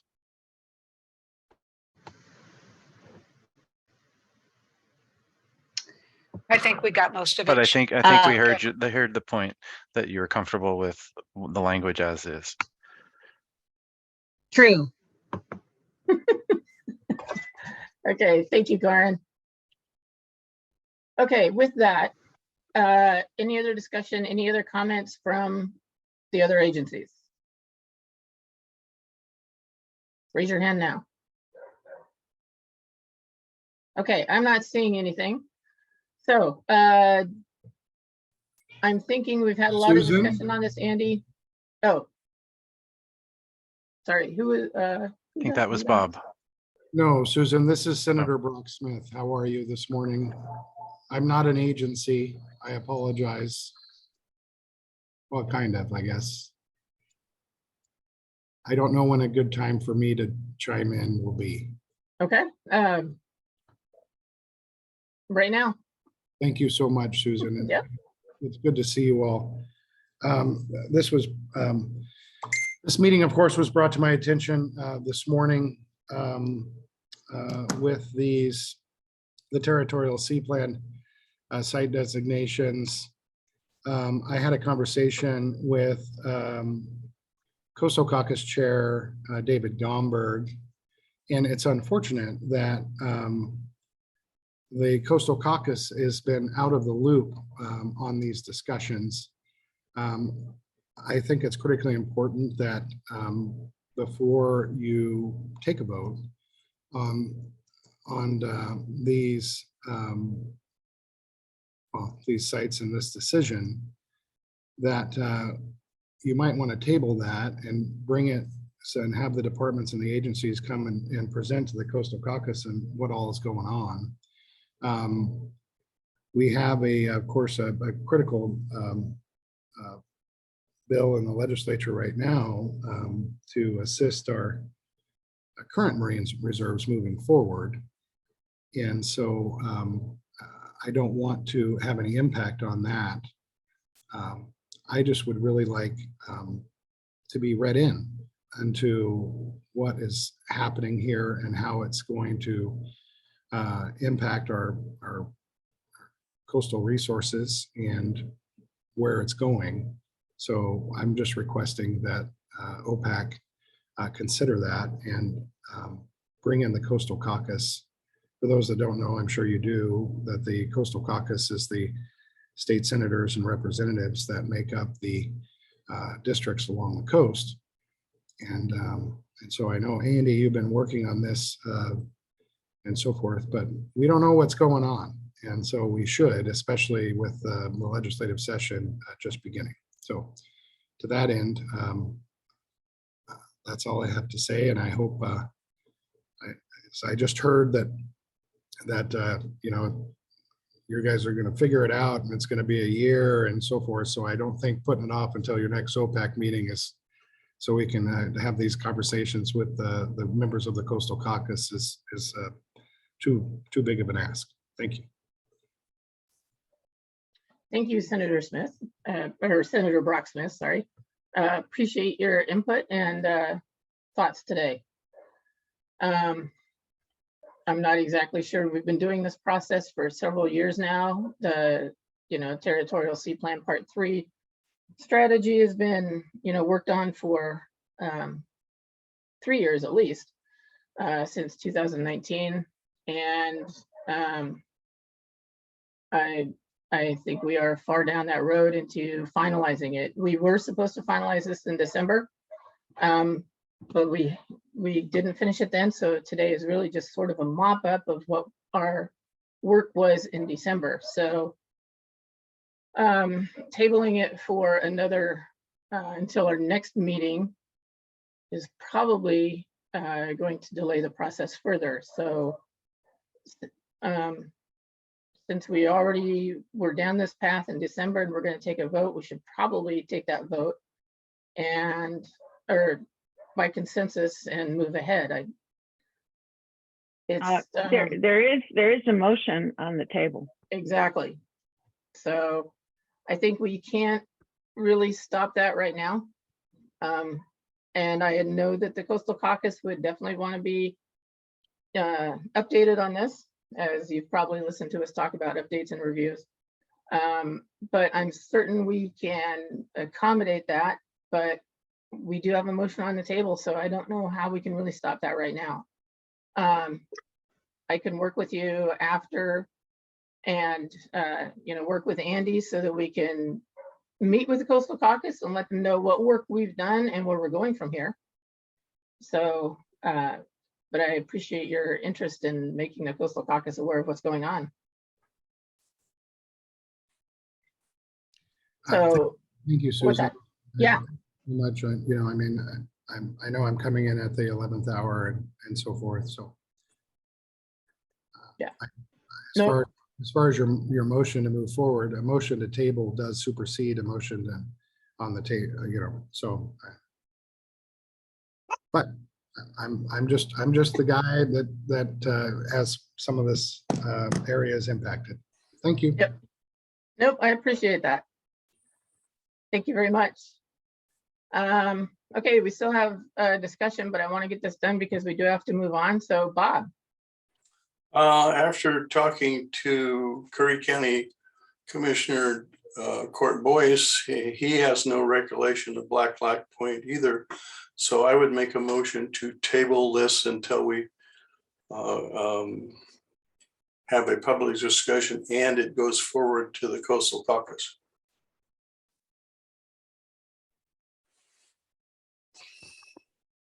Okay, thank you, Bob. Let's see, Jamie had his hand up. Bob, respectfully, these have been on in the process for the last year and a half, 2 years. They've been available. The process has been well vetted. I think we should go on with this motion. And I would like to reiterate the motion has been set forth and seconded. I would like us to vote. Just, Jamie, maybe you're not aware of how these type of things work, sir. The motion to table supersedes, as I just mentioned, the previous motion. So first you have to vote on the motion to table before you can move forward with your previous motion, sir. Well, at this point, we don't have a second on the motion to table. So we still need a second on that motion, but Tara, wait, one other point, Tara and then Charlie. We also don't have Steve Shipsey here, who is our legal counsel for these meetings. So Tara, then Charlie, and then I'm going to look to Andy. I just want to be clear on what we're voting on here is not site designations. Those were voted on at our last meeting. This is a motion to have a further review of those sites in a couple years after their implementation. So I just want to be clear about what the council has before it right now and what action we're looking to take, just for clarity for the public and make sure we're on the same page.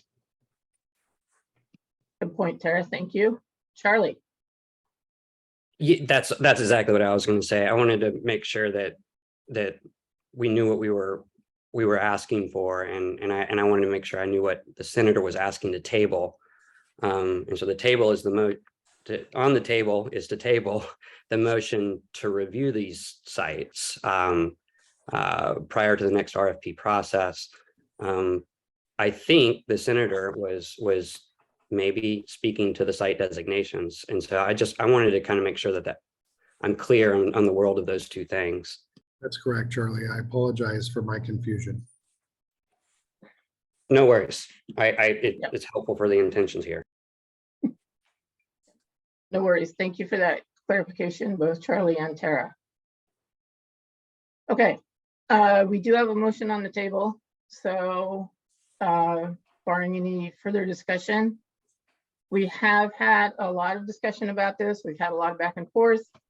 So I propose we take a roll call vote. So Andy, could you read off? Do you want to seek consensus on the motion before we go to a roll call vote? I think virtual consensus is difficult. Sure. And Okay. just for transparency and in the recording, I would prefer to do a roll call vote if that is Happy to do that. okay. So we are voting on the option 2 slide that we just worked on. It was motioned by Peggy, seconded by Jamie, and the roll call, Joe. Yes. Susan, Yes. Walter, Yes, aye. Jamie, Yes. Margaret, Yes. Fran, Yes. Richard is absent. John Holloway is absent. Tara, Yes. Bob, No. Charlie, Yes. Peggy, Yes. David, Yes. and that the motion passes with 10 yeses and 1 no. Okay. Thank you, Andy. Thank you. Thank you, everyone. We do have a little bit of business left to finish up on this. Let's see if I can find my other document. Okay. One other question regarding this package was sending a letter of support to the new governor. A letter of support for funding. So we did talk about this in December a little bit. At the time, I think there was consensus that it was a good idea to do that. But since that time, we've had, about a month or so to think about it. So let's get that taken care of. I don't think we need a motion on this. Correct me if I'm wrong, Andy.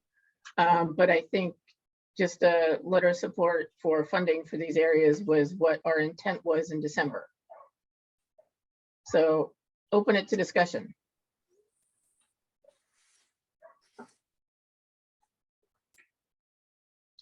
Peggy, followed by Margaret, followed by Tara. Yeah, I think it's a great idea. I totally support writing to the governor. Okay, thank you. Margaret, I know you had some information you wanted to share. Yeah, I think when we met back in December down at the mill, there was some back and forth, talking about what we wanted to add to the letter. And I definitely voiced, it would be really nice if the letter just recognized the Rocky habitat sites as important to Indigenous people, not really asking for any changes or weighing in on the sites themselves. We voted, so this would just be like recognizing those. So I think I wrote you a little paragraph that just says OPAC recognizes Rocky habitat sites as important to Indigenous people in Oregon. Tribal nation citizens continue to use these areas and may have legal protections to continue their traditional practices within and adjacent to Rocky habitat sites. And I've referenced policy N of the TSP, part 3. The next sentence is OPAC recognizes that educational and outreach activities associated with these site designations must include tribal perspectives. And additionally, the council recognizes that all the designated sites must protect cultural resources and uses. And this might be a little bit of a redundant inclusion, and I would welcome revisions to it, just as long as I think it would be really nice to just include something that recognizes the tribes have been using these sites since time immemorial, basically, and that they do have special protected rights and resources in these areas. And I just to add to that, I think there was also a conversation similar to that, just where OPAC was recognizing that small vessels sometimes use Rocky habitat sites for safe harbor. And I don't know what language to add to the letter, because it wasn't me who brought that forward, but I think it aligns with just, wanting to put language in the letter to LCDC, kind of sharing what other uses might exist in these sites, and that we as OPAC recognize that. Right. Thank you, Margaret. And yes, I moved ahead too quickly. I was thinking about the governor's letter, but yes, those are recommendations that I would support including in the transmittal letter to LCDC. Because I think those were part of our discussion. Did I misspeak completely? Susan, Yeah. Was I talking about the wrong letter? I'm so sorry. No, Sorry. that's fine. I moved ahead too fast. So no, you are correct. We needed to finish that discussion on the transmittal letter to LCDC. I moved ahead too quickly. So no, I think that's right. I think your points are good. So we have those recorded, and thank you for sending those to Andy and Tara and I. And I think that's fair that we incorporate those. Tara. Thanks. Yeah, I was going to also clarify. I think we have 2 letters and I support both. I do support everything Margaret just said. And also I'm glad she remembered the safe harbor discussion and that there was support for including that in our transmittal letter. So I'm really glad that we got that on the record. And then I would also definitely support sending another a letter supporting funding for implementation of these sites and the program. We did that previously, but now that we have a new administration, I think it would be good to update that letter and update it with the other newly designated sites that we've approved and are sending to LCDC. In terms of the transmittal letter, I just wanted to go back to sort of the beginning of the meeting. I know David expressed some concerns around the outreach that was done around Cape Lookout. And I just really wanted to make sure that we were clear. I don't support putting anything in the letter on that. I did go back and start looking through their old, all of the old materials around this. And they actually have a lovely table that they put in back in 2021 that detailed all the outreach they did to the doryman fleet and the commercial and charter fishing industry in the area. And so I do think there was a lot of attempt for outreach. And I do think that outreach continued up until even very recently. So just wanted to make sure that that was on the record and that we are looking back at all of the record we have for the outreach that was done around that site. I know that there's still not full support for that from those communities, but that the outreach was conducted. So just wanted to make those points in terms of the transmittal letter. Thank you, Tara. Yeah, those are very good points. I do note that we are over time again. I'm not a very good time manager. So what I propose we do is take another couple comments, one from David Yamamoto, and then support a transmittal letter that the executive committee will work on, and also a letter to the governor and supporting the funding for these sites, and then move on to, let's take a 5-minute break. But we do have people from the ocean acidification and hypoxia presentation online that we need to get to. So David, if there's any other comments, and then let's take a 5-minute break and come back for OAH. Thank you. And Tara, I understand. I don't know what attempts were made by Lincoln County or Lincoln City, but when I talk to, again, and we have an organization in Tillamook County called FACT, Fishermen's Advisory Committee Tillamook. They received no indication of talking with them. FACT, Ray Monroe submitted a letter, I believe, at the last meeting, stating that they got one call, and this was just a couple weeks before the meeting came up. Board of County Commissioners were never contacted on this. Again, I just have a problem with what's stated in the proposal from them about their outreach, and I question their outreach. And I wasn't saying that they didn't try. I don't know what methods that they used to try to contact the public in Tillamook County. I just know that everyone that I have talked to, I'm not hearing anything in the affirmative at all. Just wanted to put that out there. Thank you, David. I do remember Ray speaking to that at the last meeting. But we did have some further discussion about that as well in December. Tara, go ahead. I don't want to belabor this, but again, this was a topic of discussion from the initial proposal process. And they did a ton of outreach to FACT and the Dorymen's Association. Again, I would, there's a table on page 22 of the materials on this site from our September meeting. It's from April 2021. It details all of their outreach, in-person meetings, phone conversations, voicemails, emails. So I just want to be clear about the extent of outreach, that not just trying, but actual phone conversations that were had and in-person meetings. So I just want to be clear, and that is in all of our materials. Now, I can't verify, I wasn't on the phone with them or at those meetings, but I don't know, from what the information we have, there was a lot of outreach done to those communities. So I just want to be clear about that. Okay, thank you, Tara. I saw somebody else had their hand up. I think we can probably characterize that in the, in the transmittal letter. And Tara and I are both on the executive committee, so we can wordsmith that to make it clear. that there was some concern about that, but that it was documented. I think we can work around that. Did somebody else have a comment?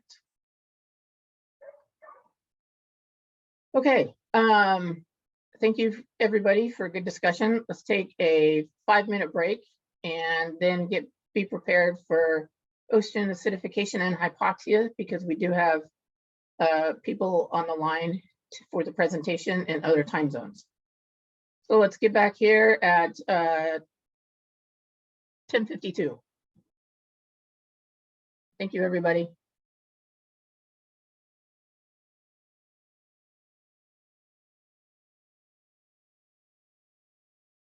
I think I see most of us are back and turning on their video, or send us a thumbs up. But we do need to keep moving since we do have some visitors here. I'm going to turn it over to Dr. Karen Braby to introduce our guests and tell us a little bit about the ocean acidification and hypoxia outreach. Thanks for keeping time on the agenda for us to share some work that we've been doing with the Oregon Coordinating Council on Ocean Acidification and Hypoxia. And I am glad to have Nettie Pletcher here with me to help present some of the work that she's been doing. As you all know, ocean acidification has been an issue that OPAC has been concerned about for many years now. At different times in the past 10 years, we've had working groups on the topic, and I periodically bring you updates from the OAH Council, of which I am a co-chair, along with OSU. Several of the members of OPAC are overlapping with membership and activity with the OAH Council, so it's not just me, but multiple people around our virtual table here today who've been involved in this work I'm about to tell you about. And the plan that you will hear, actually many of you participated in a survey. You've had personal connections with this already, but this work that Pathways Collaborative will tell you about was funded through a legislative bill, House Bill 3114, which was introduced and promoted by the Coastal Caucus to fund nearshore research and awareness around both just general understanding of the ocean as well as around ocean acidification. So really important investment that the legislature put forward to fund $1.9 million worth of work over the course of about 3 years. So the communications plan, I'm almost done. I know we're running short on time, but the communications plan is the piece where we really try and craft a way to meet people where they are and understanding the issue of ocean acidification and hypoxia, and explain the values of a healthy ocean to them as an individual, just to inspire engagement, concern, care about being good stewards of the ocean. So Nettie, thank you so much for joining us again in this repeat performance of OPAC today, and I will turn it over to you. Thanks, Karen, and it's nice to see you and some of the other familiar faces here.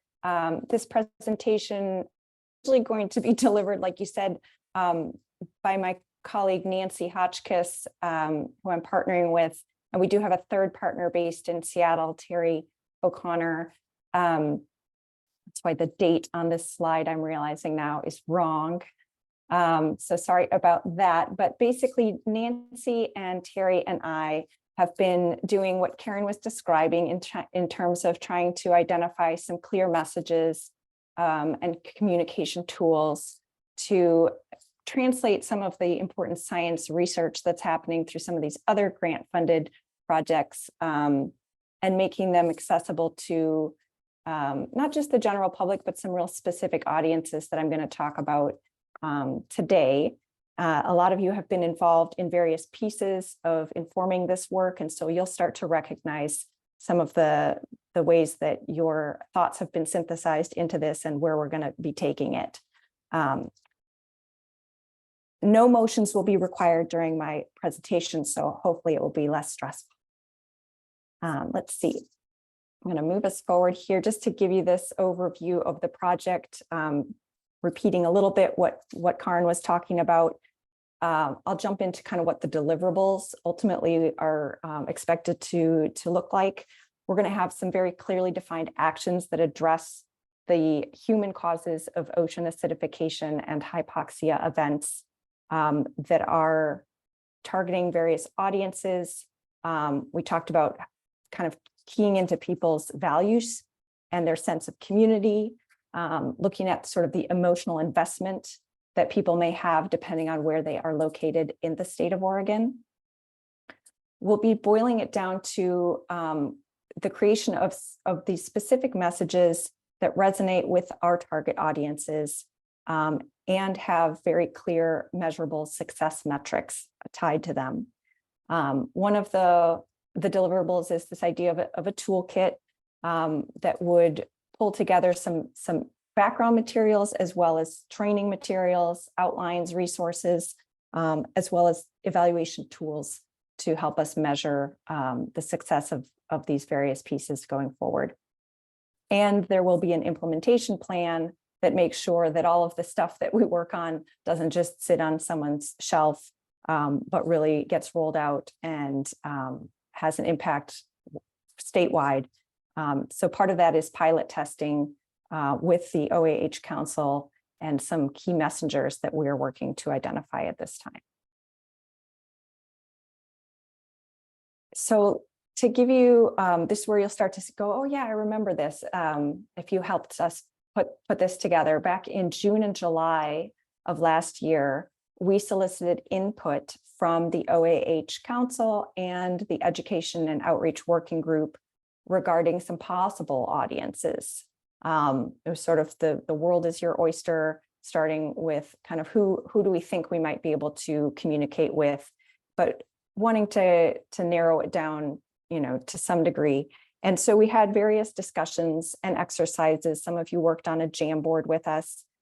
We ultimately identified 8 different possible target audiences.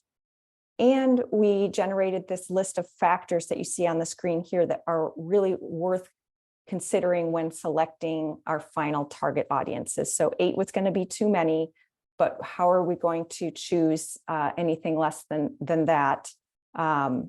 And so what we did was provided the groups I mentioned, as well as we pulled in the OPAC audience as well. You were all provided with little descriptions of fictional characters that represented each of the 8 audience groups. You might remember filling out a Google form that presented these different characters, and we asked you to rate them on the factors that are on the screen now, and then also to rank your top 3 choices. The results from that survey were used to narrow down the list of audiences for this campaign. And just to explain a little bit about how the scoring was done on the rating factors, if someone gave it very low, it was assigned 1 point, all the way up to very high was 5 points. So we quantified those results that way. And then on the ranking of your first, second, and third choices, it was just 3 points for top choice, 2 for second, and 1 for third. There was one rating factor addressing number of barriers. So that was like a negative thing to consider. And so of course we had to reverse the rating scale on that. So if you gave a very high to the number of barriers, that was 1 point instead of 5. And what came of that little exercise was this list of prioritized top target audiences. This list shows all 8 that we were considering. We had ultimately got input from 20 respondents from those various groups. Some people here on the call were part of that. And with the points that each audience group received through both the rating scales and the ranking factors, there were some clear winners that came up. And if you're curious why those rose to the top, we're going to be looking at some additional sort of qualitative rationales that people provided. We asked you also to share why you selected your top choice. So just if you're a quantitative person, you'll appreciate this chart, but if you want some more qualitative stuff, here we go. This were some of the reasons that people who chose local government as their number one choice gave for why they thought that was a really, really important audience. And so, there's some ideas here on the screen that you probably, are nodding along with. And we felt like it made sense given the high rating paired with these valid arguments that they would become a target audience. The seafood suppliers and restaurants were the next most highly rated. And here are some of the reasons that people were articulating for why those would be a very valid audience to target. I love the phrase "food connects people," right? They have a lot of reach, and they care very much about this issue. It is their livelihood. And that is similar to the third top ranked audience, commercial fisheries / harvest industry, being very directly impacted, having a lot of connections and abilities to communicate effectively through their networks. So we just got those top three, and our next steps here will be to develop, again, with input from the OAH Council and Education and Outreach Working Group, some specific metrics or indicators of success for the overarching messaging goal that we have.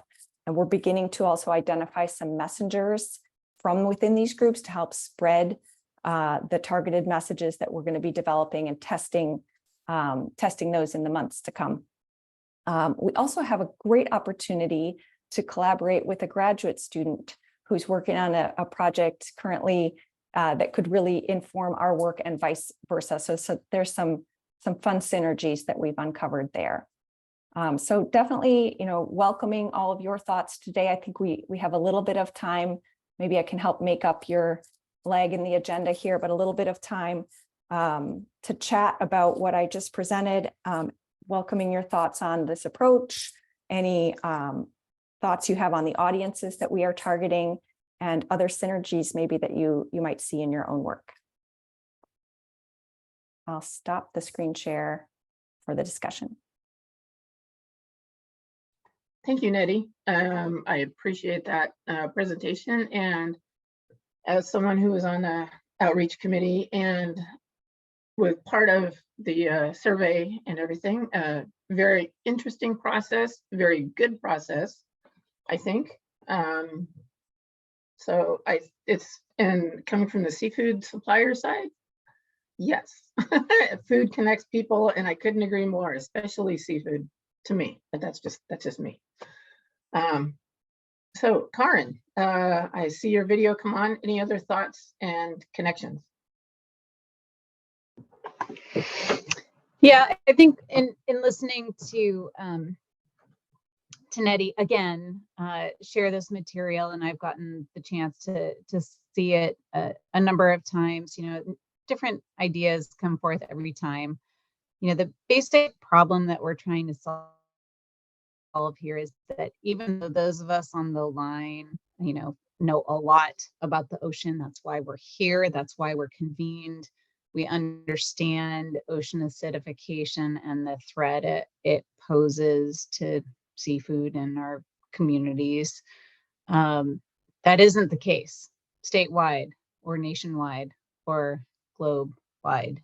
And so there's a lot of work to be done. And I think doing that work strategically is critical, because we can't do everything all at once. And so I think this communications planning approach will help us get there.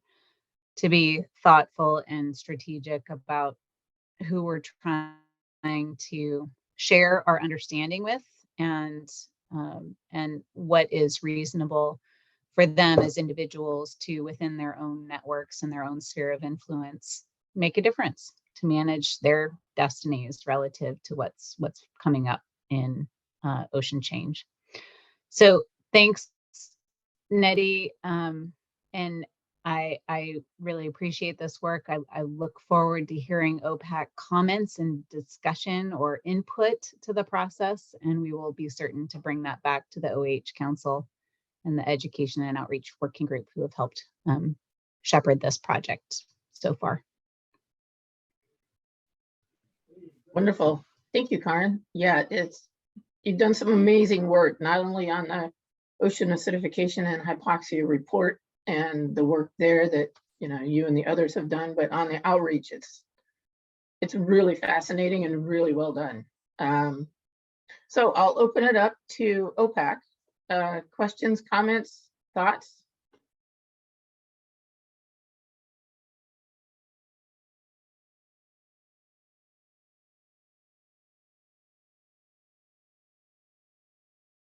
Do we all need more coffee? I'm taking that as go forth and do more good work. I do see a question in the chat about what is the strategy for addressing those top 3 target audiences. There we go. So I can quickly answer that. I mentioned in the next steps, we're looking at metrics for success.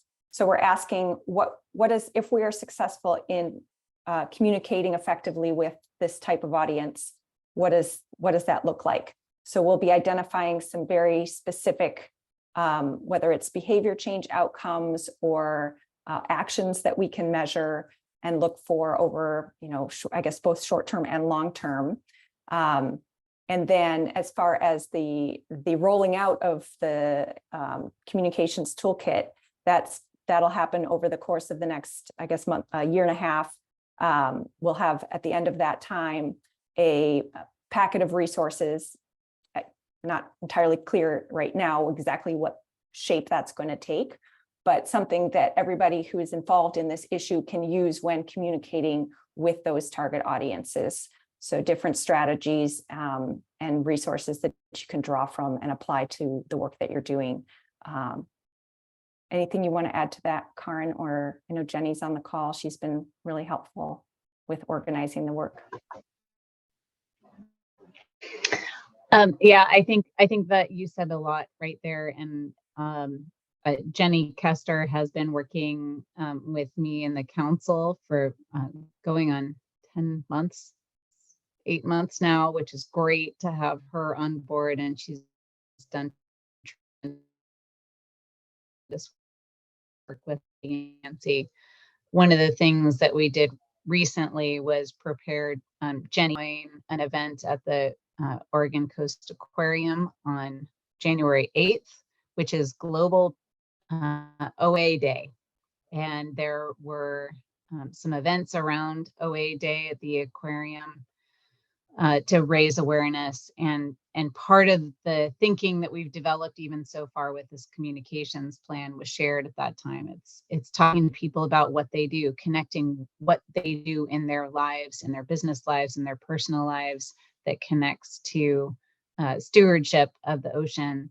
And we look forward to having more tools for everyone to use within your work and your sphere of influence. So Charlie, you're not going to be an OPAC member much longer, but you have done great work on OA, sharing these materials with your network, or Susan sharing these materials within your network within the seafood industry. That is the approach.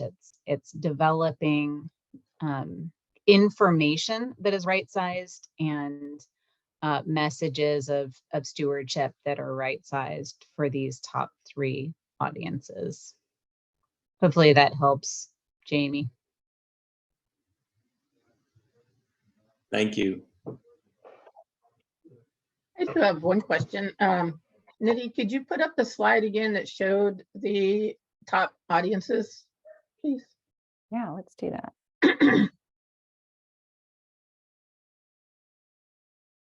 This one? Yes, that one. I thought it would be helpful for us to just take a closer look at that, because when I was going through the exercise and when we were talking about it as part of the outreach committee, I was really surprised that in some respects, the local government, Portland County Commissioners were the top. I was expecting tourism and hospitality industry to be much higher than it was. You know, this is all good because I think, you know, what you've done is really identify the audiences that are most important, obviously. But did any of you have any surprises as a result of this exercise? Did you expect other groups to be higher or lower on this? I was just kind of curious. When Nancy and I got the results initially, and this is why I love doing this kind of work and the evaluation where you can really be objective about it. I personally was surprised that outdoor recreationalists wasn't higher on the list. And that high school and college students made it as high as they did. But what, you know, the numbers were so interesting because both the rating scale, the factors that we were asking people to think about, and then just saying, all right, so if you just had to pick what's your top choice, like they definitely aligned. And then, so tourism and hospitality actually was not anyone's number one choice, but it still came up high enough to make it into that top 4. Karina, were you surprised about something too? I have similar surprise, but I wonder if it wasn't in part the framing of the question. If I remember correctly, it was about who would be likely to have impact, or that was part of the question framing. Mm-hmm. And so I think that the route from hearing something to impact through tourism or through outdoor recreationalists was more indirect. And I think people were thinking about who actually had the ability to have an impact.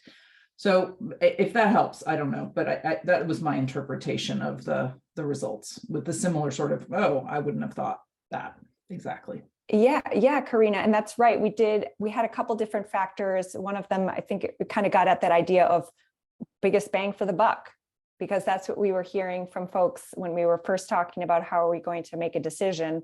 That was really important, that we don't waste energy and money on something that's maybe a really neat audience, but doesn't have as big of an impact. And we also factored in, you know, just people's personal excitement, enthusiasm for connecting with a particular audience. And the reason we added that in as a factor is because ultimately, you know, you all are going to be the ones out there doing this work. If you don't feel excited about it, it's not going to get done. But I guess I would, I would just follow up that on a personal level, my personal, you know, interpret your thinking about this is that our local government officials and in general folks who are representing their communities and constituent bases are not gonna necessarily go out on a limb unless their constituents are you know, interested in pursuing those goals. So that is just my personal take on it. Thank you. And another hand from Joseph. Oh, yep. Joe, go ahead. Yeah, I should put Joe there. I go by Joe usually. Joe, sorry. No problem. Were there any other, besides these, I think 8 categories of audience reach out, were there any other audiences that didn't make it up into this level? Just curious what other. Yes, and Joe, I should have brought that or typed out that list. The Jamboard exercises we did definitely had more than these 8. And of course, I'm not going to be able to come up with any of them right now for you, but I can follow up if you're curious. Maybe other people who were part of that. This was back last summer. We did this workshop. Can anybody remember what was on the Jamboard?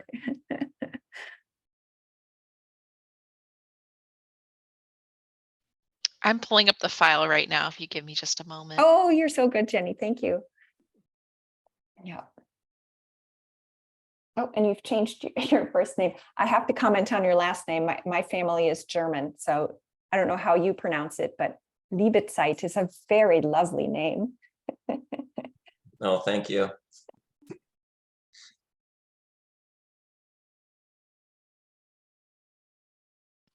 If I may butt in, I have a couple of the other audiences. Yeah. It included go ahead, Jenny. academics. Yeah, academics, farmers and ranchers, the agriculture industry, businesses that have a lot to lose by aligning with one side or the other, commercial fisheries and aquaculture, which we pretty much covered, oyster and bivalve related mariculture and aquaculture organizations, the forest industry, the salmon fishermen, timber industry, trucking industry, transportation industry, construction industry, Eastern Oregon as a whole, coastal communities, regulating agencies, the Department of Transportation, environmental organizations and NGOs, people who have experienced fires and drought, and the list goes on. This was just a couple of them, so lots of audiences. Thank you for quickly finding that, Jenny. Yeah, that's interesting. Interesting about, I'm thinking like Eastern Oregon and ranchers and like, yeah, I can understand why those didn't really make the cut, but some of the others in their ranking were a little surprising, but very interesting, especially, I think Karina was right in how it was phrased as to who could, what industries could have the most influence as far as sharing knowledge. So Karin, and then there's a question in the chat. Yeah, I was going to point to the question in the chat, which is that these results do incorporate the surveys that were done with the OAH Council and our Education and Outreach Working Group, but then also some results from the work that OPAC members did in answering those surveys. So Nettie, can you just remind us how many people are represented? Yeah, ultimately in this survey? There were 20 respondents total, and I don't know the breakdown exactly from each of the groups you just mentioned. Everyone received the survey and had a week or two to do it. I know that's not always enough time for everybody given your busy schedules, but we felt like we had enough representation from each of those groups to move it forward. And Fran, you've asked how it compares to other surveys. We haven't done this particular set of questions with anyone else. I haven't, but it's so interesting to imagine how it could play out differently with different teams. But this is the team that we feel is, not only funding the work, but doing the work. And so that's the audience that we need to ask. Yeah. So I'll just put in a plug for feedback from OPAC members. If there's something in this that just doesn't sit right, or if it really resonates with you either direction, we want to hear about it. So please send me an email. You know how to get me, or call me on the phone and talk about it, because this is going to shape where we go next. And we've been sitting with these results for a little bit, kind of trying to get our head around them and what that means for the planning that we're going to do next. So thanks for spending a little bit of time thinking about it and giving us a chance to share it with you today. Nettie, again, thank you very much for being here. Yeah, absolutely. And yeah, if you have reactions that you didn't get a chance to share on the call, Karin can filter those over to Nancy and me. Things are not yet set in stone, but they are moving forward. So we're doing a mini workshop next week with the OAH Council and Education Working Group to really focus on the metrics piece. And then we'll have the next things to share with you as those kind of come together. But it's an iterative process, so input is always welcome. Wonderful. Thank you, Nettie. Thank you, Jenny, for being here. And Karin, you're here as part of OPAC, but thank you for all your work on this. It's a monumental task, and the results so far are great. I think it's wonderful and also very interesting, and looking forward to the next steps. So thank you very much. Thank you. And I'll let's sign up. see, next on our agenda, we have, see if I can find it. I need more screens. I swear I need like 5 of them now. Okay, we have an update and information from the Alaka Alliance and Jane Bacchieri. But before we do that, I would like to ask Jamie. We do have something for, I'm glad Charlie's here. We do have something for Charlie, and Jamie has put something together to honor all his work on OPAC, and especially with the Territorial Sea Plan Part 3.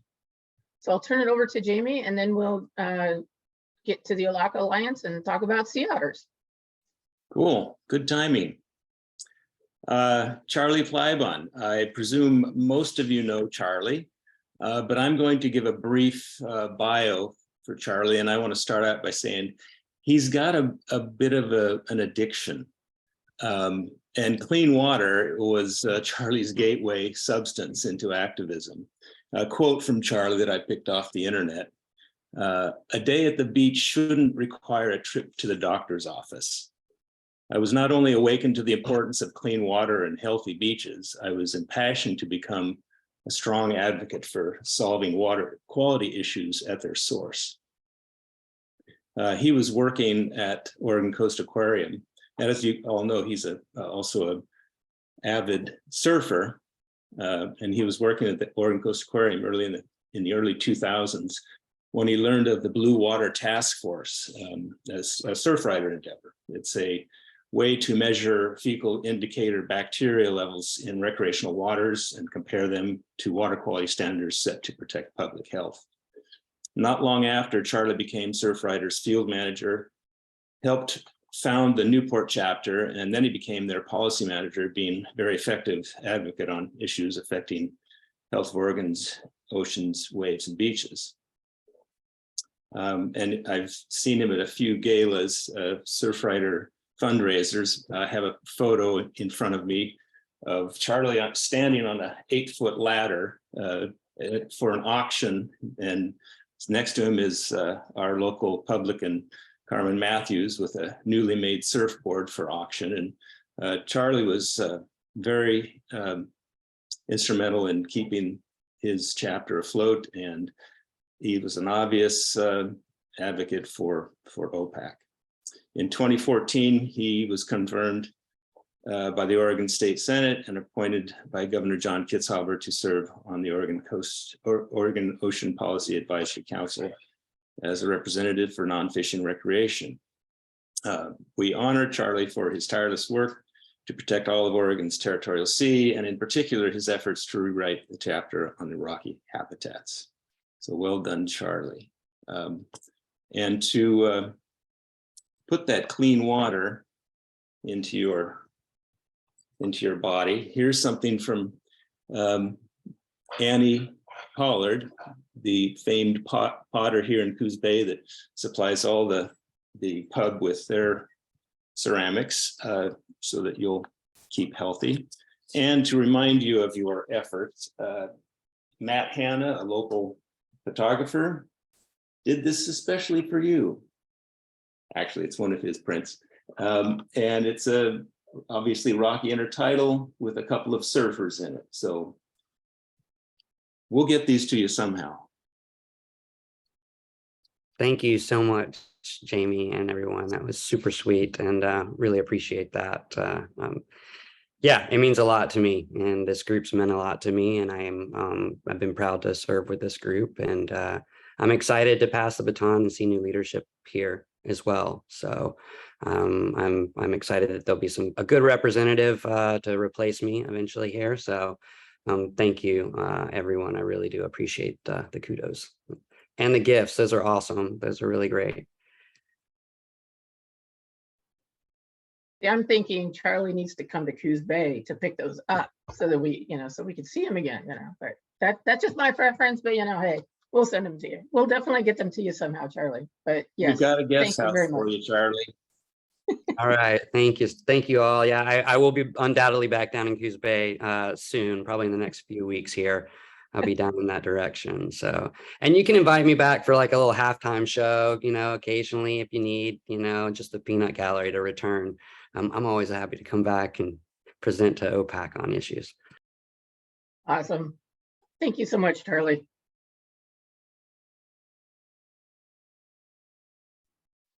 Okay, now we get to talk about sea otters. And we have Jane Bacchieri here, who I hope I pronounced your last name correctly, to talk about the Alaka Alliance and their work on sea otter reintroduction. She is the executive director, and I'll turn it over to you. Thanks, Susan, and thank you, everybody. I really appreciate having some time today to give you an update on the Alaka Alliance. I've got a couple slides I'm going to share, so I'm going to try to share my screen. It always feels like it's a new adventure. Let's see.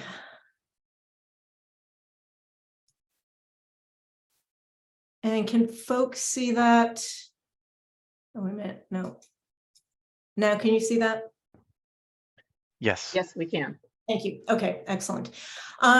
So I have a few slides to share. I'd love to make this as interactive as possible. So if you've got questions, please feel free to raise your hand. Susan, if you wouldn't mind just letting me know if a hand is raised, that would be great. I'm relieved to see that Michelle St. Martin is also on this call. Michelle is much more of a sea otter expert than I am. So if there's questions specific to sea otter biology and other things, I may defer to Michelle to help out with some of those questions. So as Susan mentioned, I am the executive director for the Alaka Alliance. I started with the organization last July as the first executive director.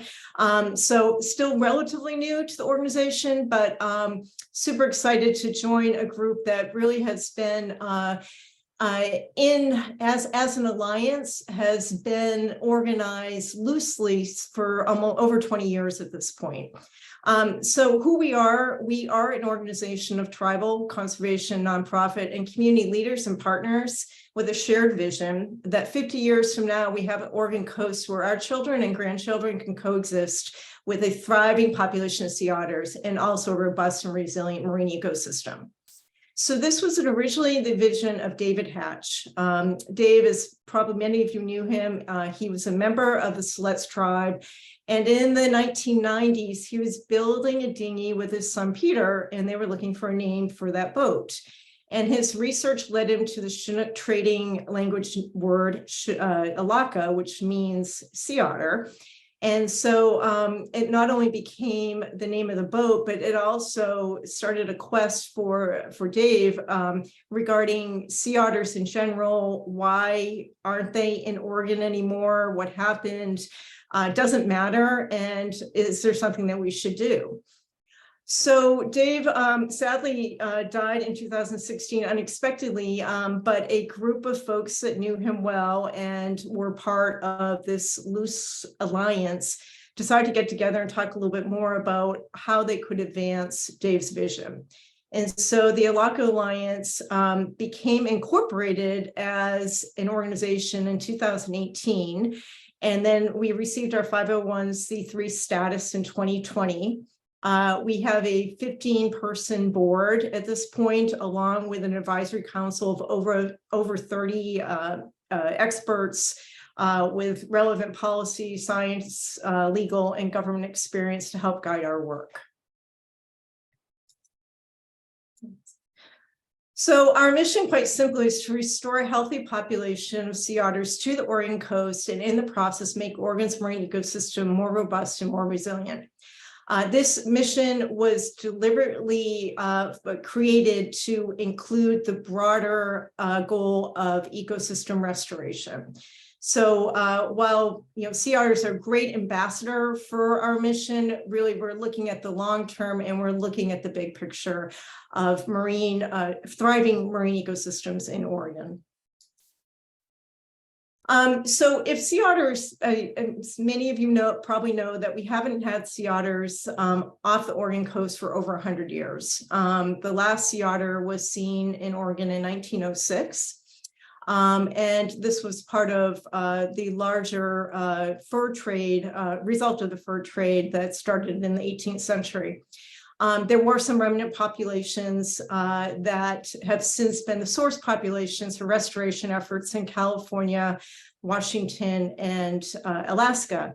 There was a restoration effort that happened in the early 1970s in Oregon, and after 10 years, the animals no longer were found off the coast here. And there's a number of reasons why that effort wasn't successful. It doesn't mean that, especially with the science these days and a lot more understanding of how restorations work, what's important for their success. I think that we are certainly in a position in 2023 and moving forward that restoration could be successful in Oregon. But why now? I mean, after 100 years, doesn't matter that we don't have sea otters in Oregon. And a couple of points I think are very important to point out. First of all, sea otters are critical to the overall health, diversity, and resilience of the Northeast Pacific marine ecosystem. This was first identified by Jim Estes in the 1960s in his research up in the Aleutian Islands in Alaska, where he noticed a distinct difference in the diversity and abundance in kelp ecosystems where sea otters are present versus where they were not. Very sadly, currently in Oregon and in other areas along the West Coast, we are living that reality because of sea star wasting disease over the past almost 10 years. We have lost the majority of our sea stars along the Oregon coast and elsewhere on the West Coast. And we have many areas where we now have what are called sea urchin barrens. Sea otters are a primary predator of sea urchins, and without this predator in the ecosystem, sea urchins can essentially mow down kelp forests, and we've seen that happen in a number of places and rather quickly also. So there is an urgency to this issue.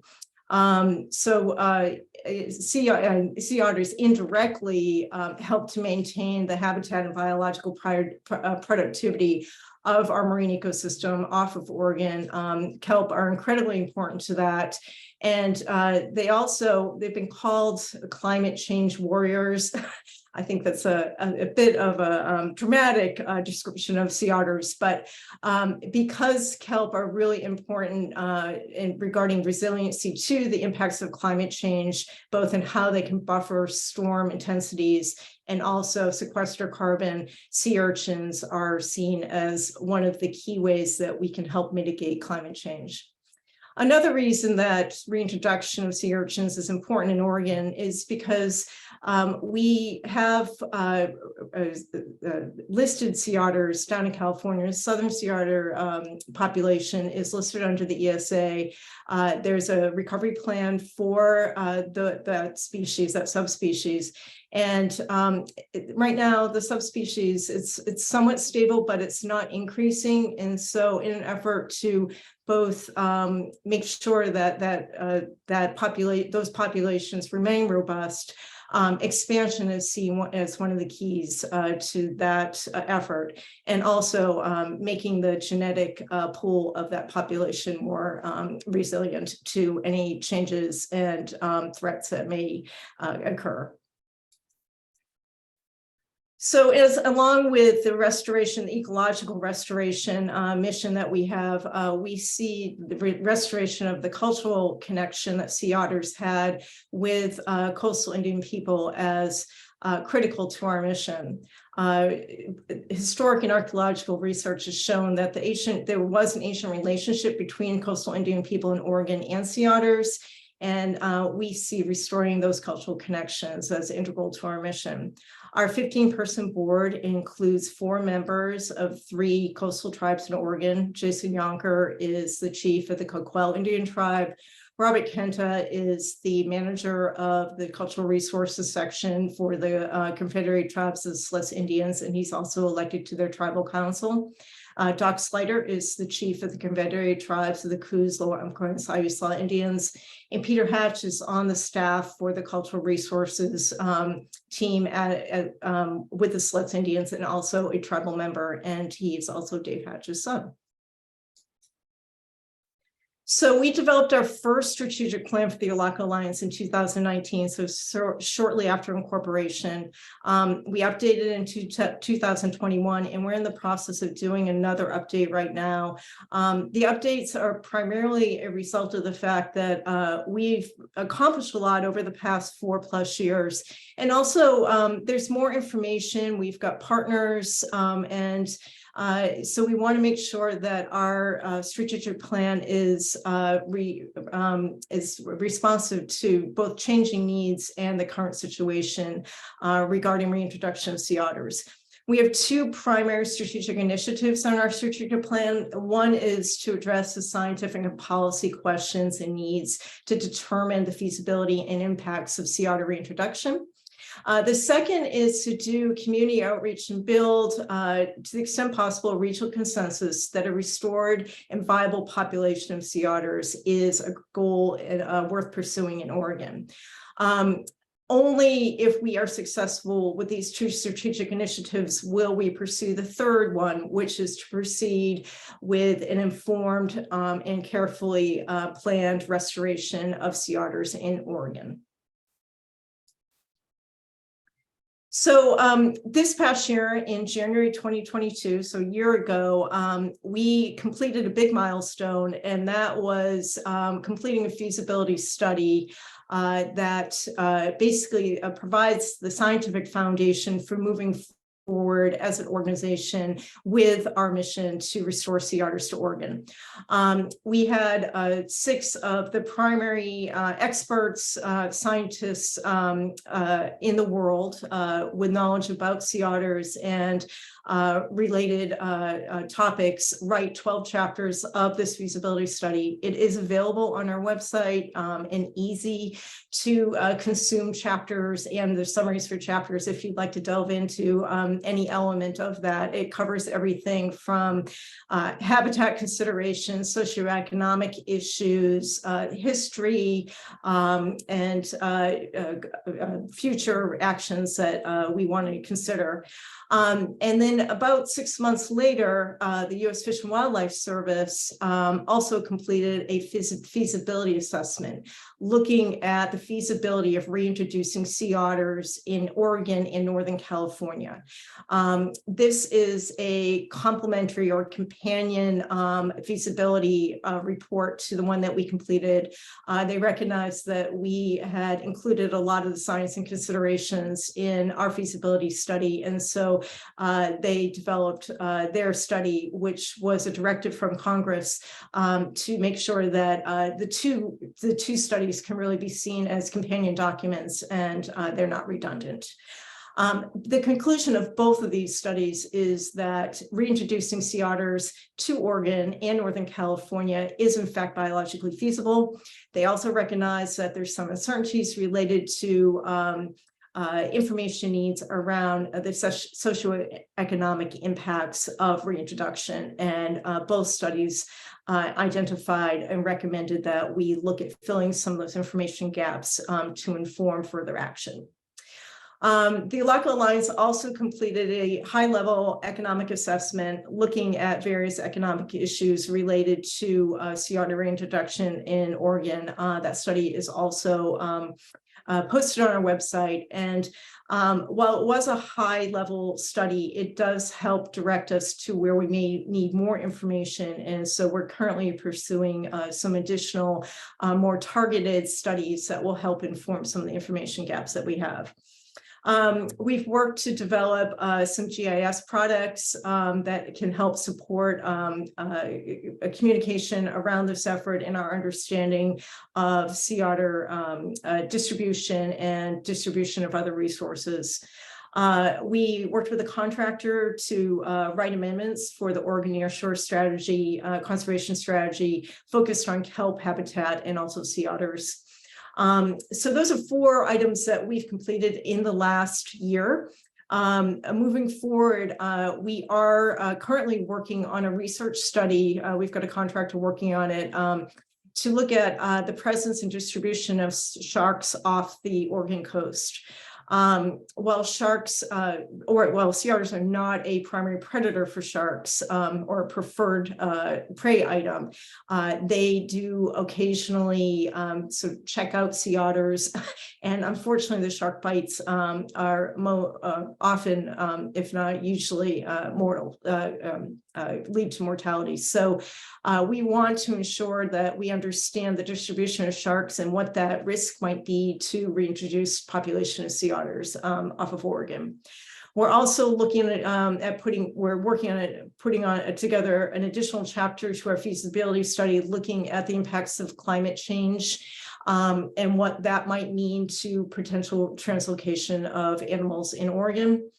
And also underway, we've got Dean Runyon and Associates working on a study that looks at the impacts to the travel and tourism economy in Southern Oregon if sea otters are reintroduced. It's looking at doing comparison study with other coastal destinations where there are sea otters and doing some comparison and some analysis based on the impacts in those areas. One study that we have a proposal written for and we're currently looking for funding is to understand the impacts in a more targeted way on fisheries, in particular the South Coast, and specific fisheries that would be Dutchess crab and sea urchins. And so we think this is incredibly important because there are a lot of questions about what the impacts of reintroduction might be on commercial and recreational shell fisheries. And so we'd like to get more data specific to Oregon that can help inform both potential site selection and what the actual impacts might be in specific areas. And we also need to be looking at some planning for pre and post release monitoring and research, and we'd be working with research partners, academic partners, and U.S. Fish and Wildlife Service to put together guidance on how that would be done and the level of effort that needs to be put into that work. That certainly helps, that certainly impacts the ultimate cost of doing this type of reintroduction. And finally, we have a proposal written to conduct a blue carbon or ecosystem services study or white paper, looking at what the impact of sea otter reintroduction might mean for ecosystem services along the Oregon coast, both the positive and potential negatives.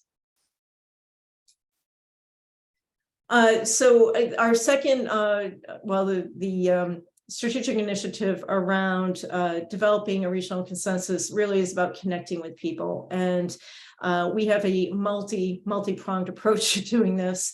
And because we were very young when the pandemic started, a lot of what we started doing in 2020 and have continued doing has been very virtual. And so the internet has certainly been our friend as our organization has developed. We've taken ample advantage of using tools like webinars and social media to get our message out and to help inform people about who we are, what we're doing, why reintroducing sea otters is important, and how they might be involved. I encourage you, if you're interested in engaging with us in social media, we have multiple sites. We also have a monthly newsletter that gives updates on both our work and other related issues. We have a few events that we've done for the past couple of years. The Sea Otter Science Symposium is held in the fall, and we host that, but we've had a number of partners and fabulous presenters working with us on that. And then on April 15th, we'll be holding the second, hopefully annual Oregon Otter Beer Festival. We've had it the past couple this year and last year in Portland. We're hoping to, in the future, see if we can find a venue on the coast where we can also share that type of fun event. You can find us in the media. If you pick up this month's issue of National Geographic magazine, our board president was interviewed for an article about sea otters. Really incredible pictures as is usual in National geographic and a nice overview article of both the pros and cons of sea otters and sea otter reintroduction. Most recently this week, the Center for Biological Diversity, some of you may have heard of this, issued a petition to the U.S. Fish and Wildlife Service to reintroduce sea otters in Northern California and Oregon. So that has actually gotten quite a bit of press the past couple of weeks also. This past year, last spring, we did hire a coastal community liaison, and that contract has ended. So we will be looking to also have another person fill that role on the coast. We do think it's really important because we are a statewide organization in our scope of reaching out, but hearing from the communities on the coast is absolutely critical. They are the ones that will be most impacted by a potential reintroduction. So we are looking to find ways to better engage and hear what our coastal community residents and stakeholders think and any concerns they may have about this effort. And last summer, we had a great opportunity through some grant funding from the Coastal Tribal Foundations to host 2 tribal youth internships. These are both students from U of O, and they created a great display about the tribal and cultural connections between sea otters and Oregon coastal tribes. And we've been using that display at different venues along the South Coast. And so if you know of anyone who would like to host a display for a certain amount of time, please let me know. Just an overview of many of our partnerships.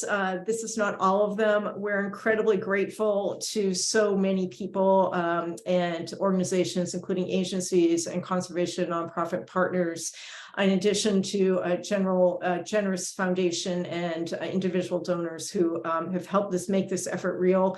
An alliance is exactly that. It's many organizations, many people. We can't do this work by ourselves.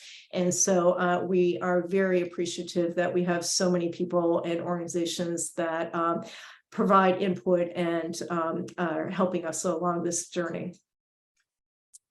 Finally, a few future steps. So I mentioned earlier that we are in the process of updating our strategic plan, and we are looking to address both emerging and anticipated conditions and situations. This is a little bit of a moving target. I mean, there's a lot of interest in this right now. We continue to learn and fill information gaps that help inform this effort. And so we did feel that it was necessary to take a fresh look at our strategic plan with a group of stakeholders. We did 25 interviews with various partners and stakeholders. We also did an online survey, and we just had a retreat with our board last week to discuss all those findings. And so we expect to have the updated strategic plan completed in March, and we will have a summary of that available on our website. Another emerging need is collaborating at a regional scale. So U.S. Fish and Wildlife Service has been an incredible partner, and especially with their expertise. They are the authorized federal agency overseeing sea otters as a species. And so because they manage the southern sea otter population, recovery of that population, they have been interested, as their feasibility study certainly indicates, in reintroduction opportunities in both Northern California and Oregon. While LACA's efforts are primarily focused on Oregon, we understand both the benefits and the needs of collaborating on a regional scale. And so there are a handful of partners down in California leading some conceptual planning work down there.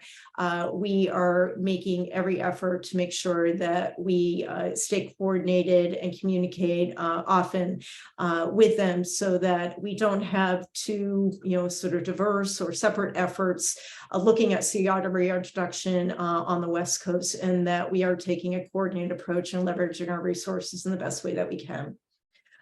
Strategic outreach and stakeholder engagement is an area that we're going to be putting more focus on in 2023. We've had some amazing opportunities over the past couple of years to meet with people and talk about our efforts, but we're also heard from but through both the interviews and through interviews that we need to also provide a more targeted and focused approach to the outreach that we're doing, and in particular on the coast. And so we just updated our 2023 communication strategy. And so we're going to be looking at ways that we can do that in more intentional and hopefully productive ways. And I welcome input from all of you. You certainly know the coastal communities really well and some of their concerns or issues they may be interested in. So I welcome your input on that.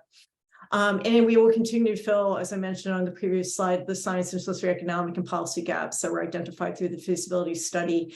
The tourism travel study should be done this spring, and we're actively looking for funding for the fisheries impact study. We'd also like to see how we can better engage with our tribal partners. We're incredibly fortunate to have the expertise and leadership of tribal leaders on our board, but tribes are diverse and their members are busy, and we would like to see if there's ways that we can better engage them and tap into what their interests might be regarding our mission and the work that we're doing. And finally, we are working on developing an overall framework for sea otter reintroduction and all the different elements that that encompasses regarding planning. There's a whole bunch of different steps that are identified in feasibility plans that we're trying to figure out, how do you put those pieces of the puzzle together? What is the role for organization like the ALAC Alliance? And what is the role for partners, and how do we phase all that work? So we'd like to be working with our partners on doing that. And finally, those are the slides I have. I am happy to take questions and any other input, and open it up to you. Thank you. Thank you. That was a lot. You guys have done a lot of work in the past 4 years. Pretty amazing, the stuff that you've gotten completed and your plans for the future.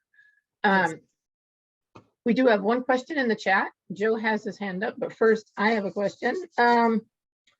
You talked about the petition from the Center for Biological Diversity for sea otter reintroduction. And, you know, I didn't read through that closely. I don't know if they had a time frame, but I was curious how your process or your thoughts, the ALAC Alliance's thoughts, worked into that, or are they complementary? Are they on different timelines? Just curious. Sure. Well, I'll be very honest. We were surprised when the petition came out. We were not aware it was coming out. So we're still trying to understand what that means. I had questions I don't really understand, and I have some questions out to U.S. Fish and Wildlife Service and others about, you know, what does it mean for an organization to petition U.S. Fish and Wildlife Service for reintroduction? I've certainly heard of petitions for listings. I'm not an attorney, so I think we're still trying to figure out what this means. I think you know, it cites our feasibility assessment, our feasibility report, and the U.S. Fish and Wildlife feasibility assessment. So I don't think there's any new information in the actual narrative. I actually have a meeting with the folks from Center for Biological Diversity next week, just to kind of better understand what they intended out, you know, their intentions are behind that petition. I think it's just to kind of maybe see if they can jumpstart the process a bit. And so I'll find out more. And Michelle, if you've got any input, feel free to answer from the services perspective. Okay. Not seeing anything from Michelle yet. So the question in the chat was, will there be any study of the impact of sea otter reintroduction with regard to red abalone recovery?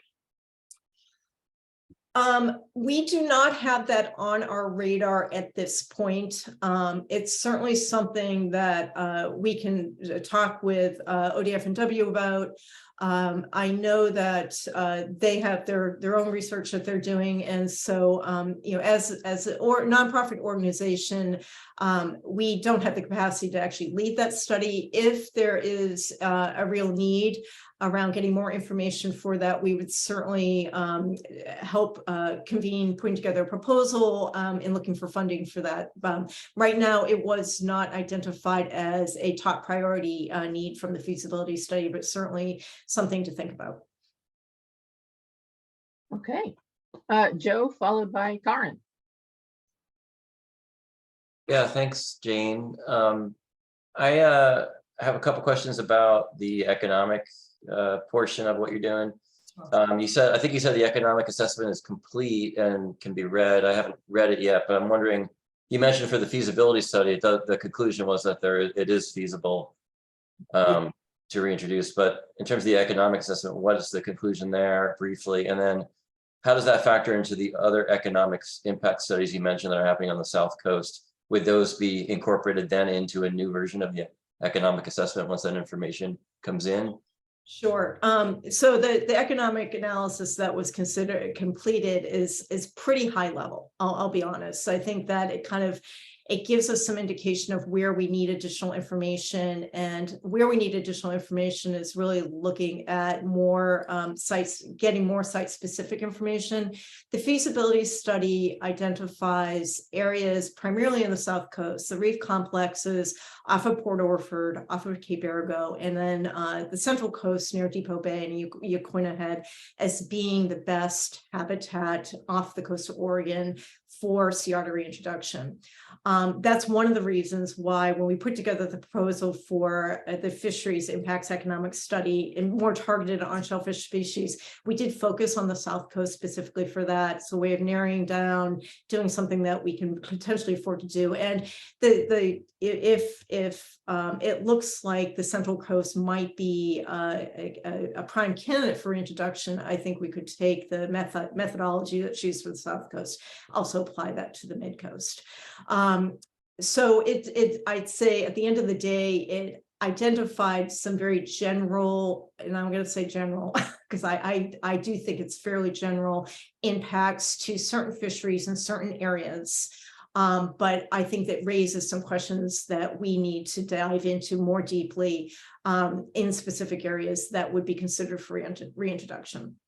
So I think at the end of the day, it's good information. I'll be honest, at one point it sort of says, well, the impact to the crab fishery is potentially negligible in some areas. I think that we need to look more specifically at a targeted study for shellfish fisheries in those areas before we completely agree with that conclusion based on the data sources they used.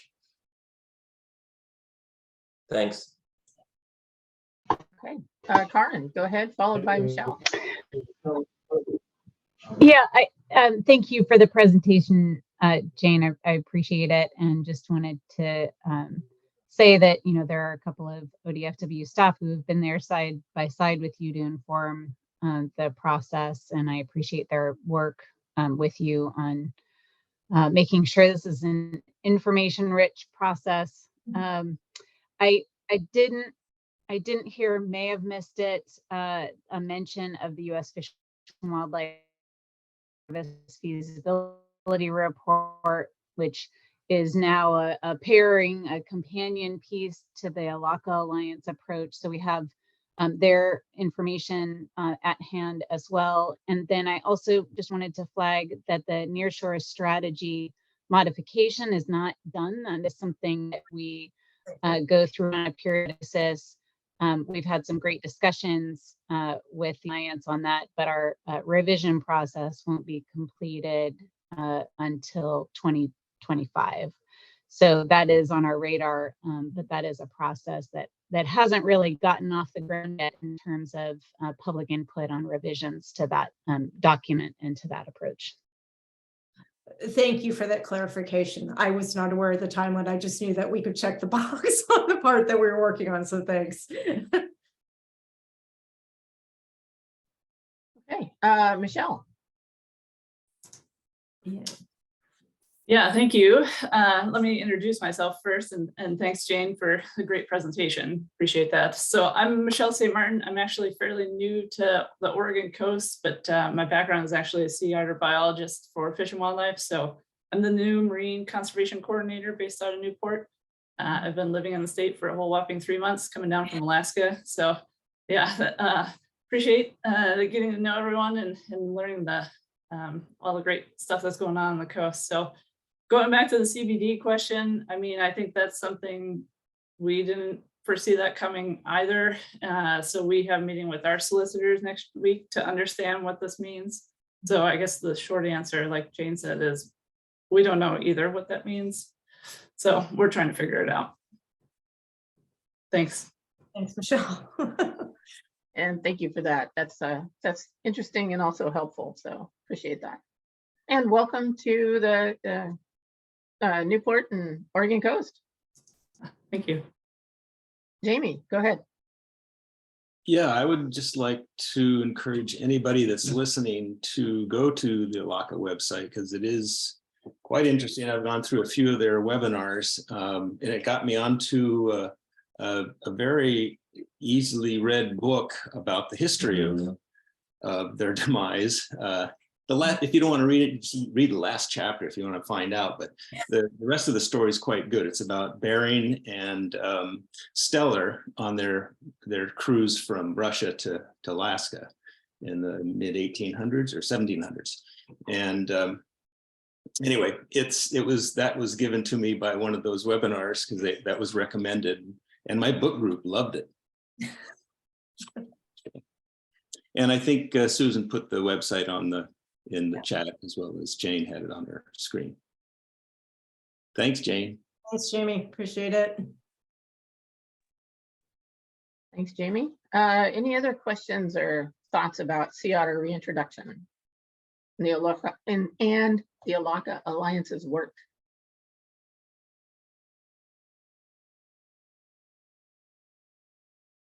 No? Okay. Well, thank you, Jane. Like I said before, very informative, very helpful. Done a lot in 4 years. That's amazing. So Busy little organization. yeah, definitely. And the beer festival is not to be missed if you like beer. Very good. I like beer. Okay. Thanks, everyone. Maybe we thank could you. organize an OPAC meeting around this. I don't know. Sounds like a Not a bad idea. You know, that's coming up. We're talking about future OPAC meetings here shortly. So, okay. Before we get to that, though, I'd like to turn to Tara for an update on the Territorial Sea Plan Part 4. She and the working group members have been working very hard on subsea cables and talking about that part. So, Tara, go ahead. Thank you. And I will try to keep this pretty short and give you all a brief update on where we're at and where we're going and some expectations for OPAC and full OPAC engagement. So far we have had 3 working group meetings. We have our 4th one next Wednesday. We're doing them the first Wednesday of each month.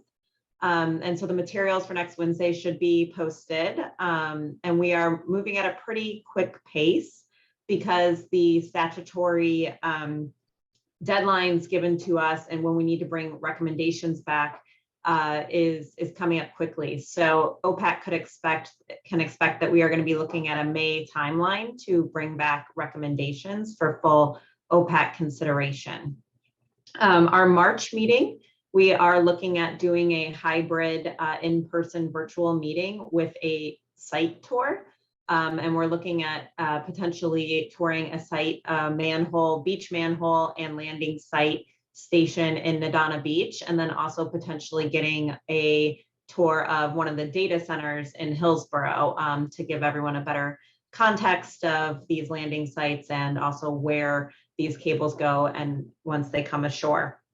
So stay tuned for more of that coming up for our March meeting. We're still figuring out all the logistics and timing for that.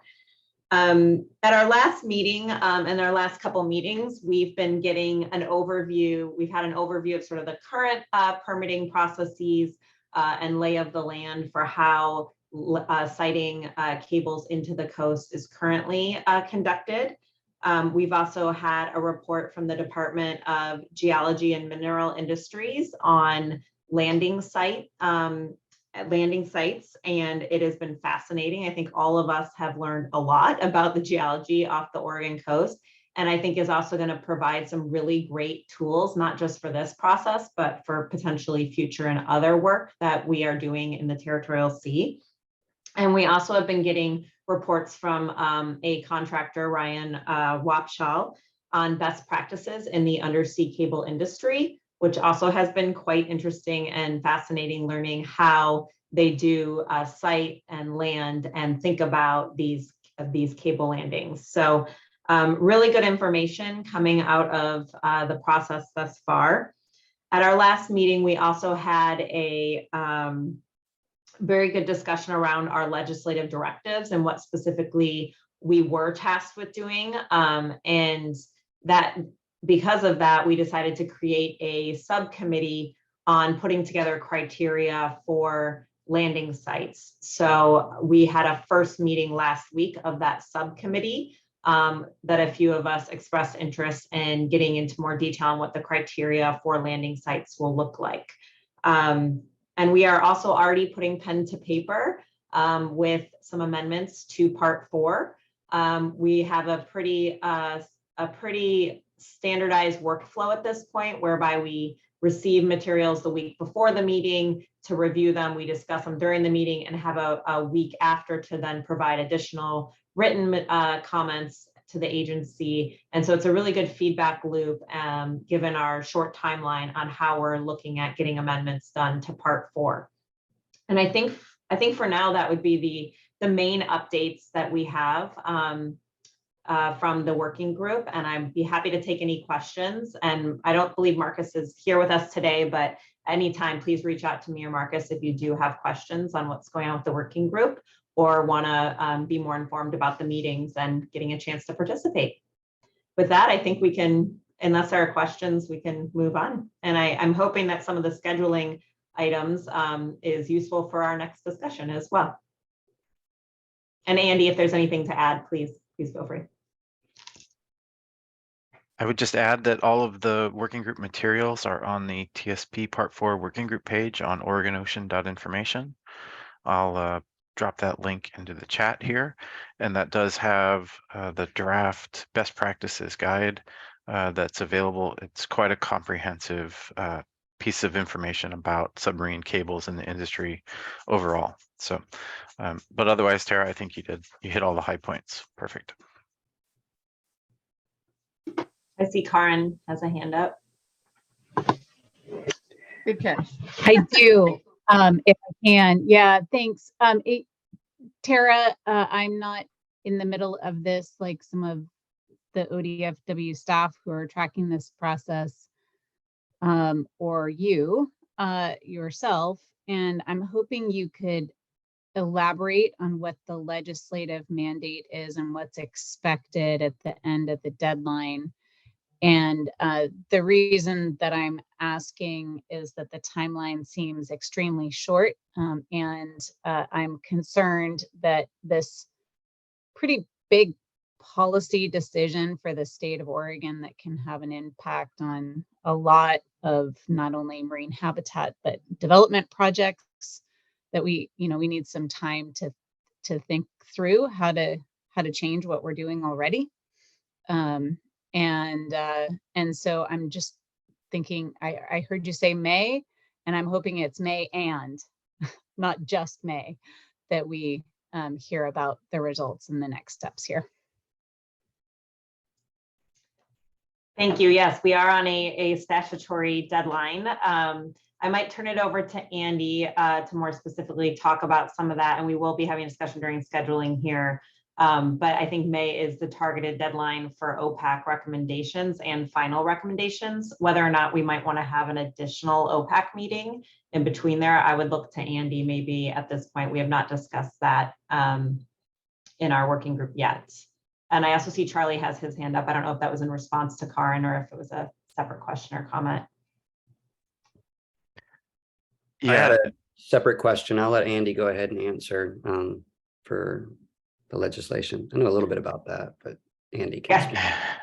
Yeah, the legislative directive is that OPAC shall make recommendations about amendments to Part 4 by the end of the period, and that was the I believe June 30th of this year, right? So the end of the biennium where the allocation of funds to do this work was associated with that. So so that's the goal, is to have OPAC have a recommendation for the amendment by the end of June.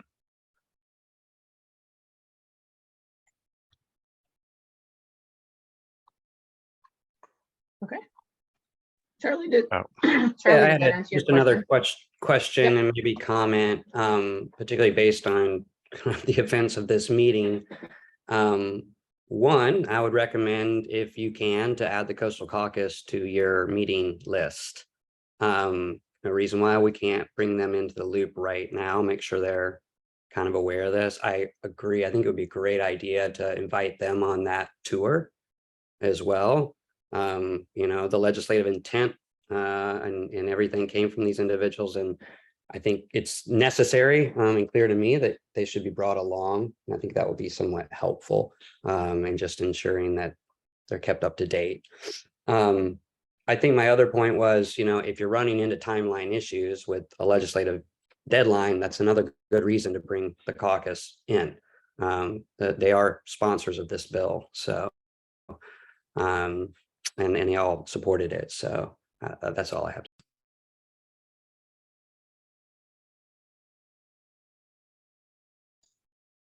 Thanks, Charlie and Andy, for more specificity on our timing. At this point, I don't foresee a timeline issue, but it is something I think maybe we can have a discussion about. And if there are continued concerns from OPAC members and agencies about the ability to weigh in, I think we can have that discussion separately. So good feedback for Andy and I to take back to the working group.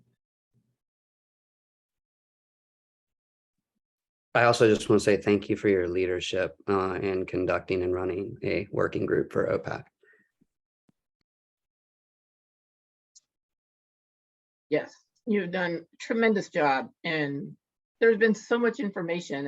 It's hard for me to get my head around it sometimes, but it's all very good information that I think will be very helpful in the future as we move forward with, you know, offshore energy, more telecommunications, things like that. It's wow, it's a lot.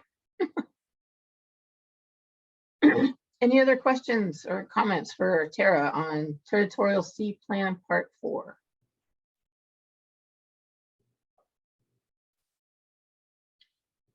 Okay, I'm not seeing any there. We didn't get to public comment earlier. We were going to have another public comment session. So before we start discussing planning, I'd just like to open it up very quickly. If there's anybody who would like to make public comment.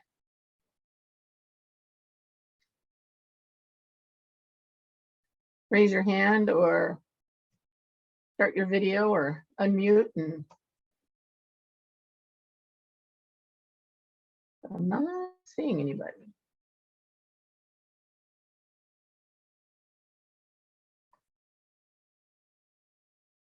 Or put a note in the chat. I'm not seeing any hands or chats, Susan. Nope. Okay, I was thinking about taking a break, but seeing as how we're almost done and we are on schedule, let's go ahead and move into planning for our next meetings. Pull up my agenda here. Okay, so we want to have another meeting in May, and Andy will be sending out a doodle poll based on our discussion here today. But we need to identify a time in May for doodle poll and any action items for follow-up that we want to consider in May. So The weeks to consider in May are May 8th to the 12th, 15th to the 19th, and the 22nd to the 26th. Is there a window in there? I guess just Do you let me say know those if you days know again, of, please? yeah, just let me know if there's any large conflicts like Pacific Fisheries Management Council meetings or other multiple day meetings where I need to avoid periods of time in the doodle poll. Otherwise, it might be a doodle poll with a good portion of May included, and I may, pardon the double use of the word there, choose the selection with the largest number of individuals closest to the end of the month to give us the time, as much time as we can as a working group to bring the recommendations forward to the council. So Andy, that would be the May 22nd to 26th you're looking at? Yes. Probably. Okay. So there's no PFMC meeting that week.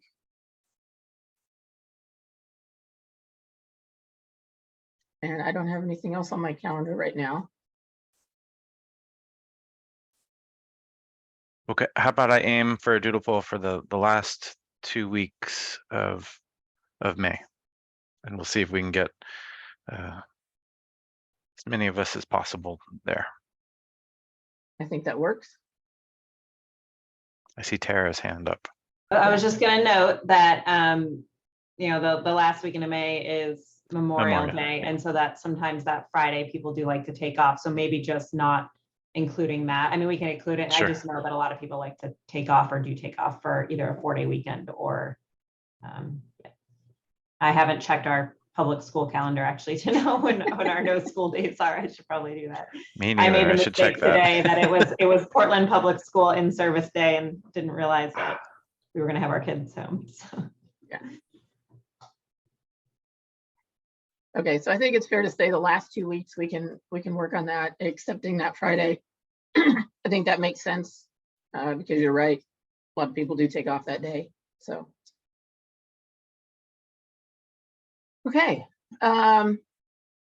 Joe. Yeah, I just want to know, maybe Andy can help answer this question. Will we have our new members, Charlie's replacement and other seats that are vacant now filled by then? I would certainly hope so, Joe. As soon as I get to speak with our new natural resource policy advisor from the governor's office, I will ask about timelines. I will also check to make sure that we have nominees for each of the seats that are currently vacant. Okay, thanks. We do have an open kind of recruitment that's out currently. And we can do this on a rolling basis. So after I check again, because we did say that kind of the end of January, we were hoping people would apply. So I will check at the beginning of February, and if we need to reissue another letter, an announcement, then we will do so to get some more candidates for consideration.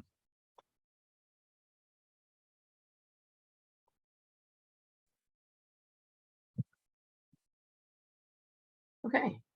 So on our May agenda, we will have the Territorial Sea Plan Part 4. What else do we have that we need to cover? I guess I'm looking at Andy and Tara. Besides that, and is there anything else OPAC would like to see on our agenda? So I'll go to Andy first if there's anything that we need to cover. So I think I will be bringing a request for proposals draft to OPAC for their consideration and review. That would be for the process that's initiated October 1. Are we gonna make a decision on that, or is it just to look at during the meeting? Just to provide feedback to the agencies during the meeting. The other items that I think would be valuable to have on the agenda would include a offshore wind update. So wherever the Bureau of Ocean Energy Management is in their process for leasing, I think they may have draft wind energy areas available for public comment and review. That would be a topic I would love to get them in front of the council to be able to bring that information to you all.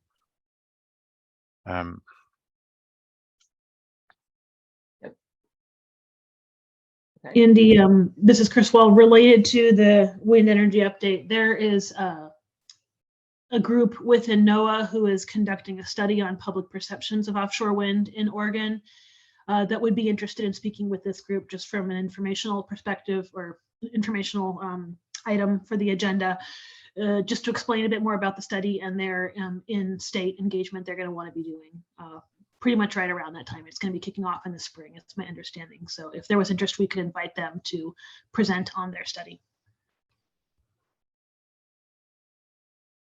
Chris, I think that would be great.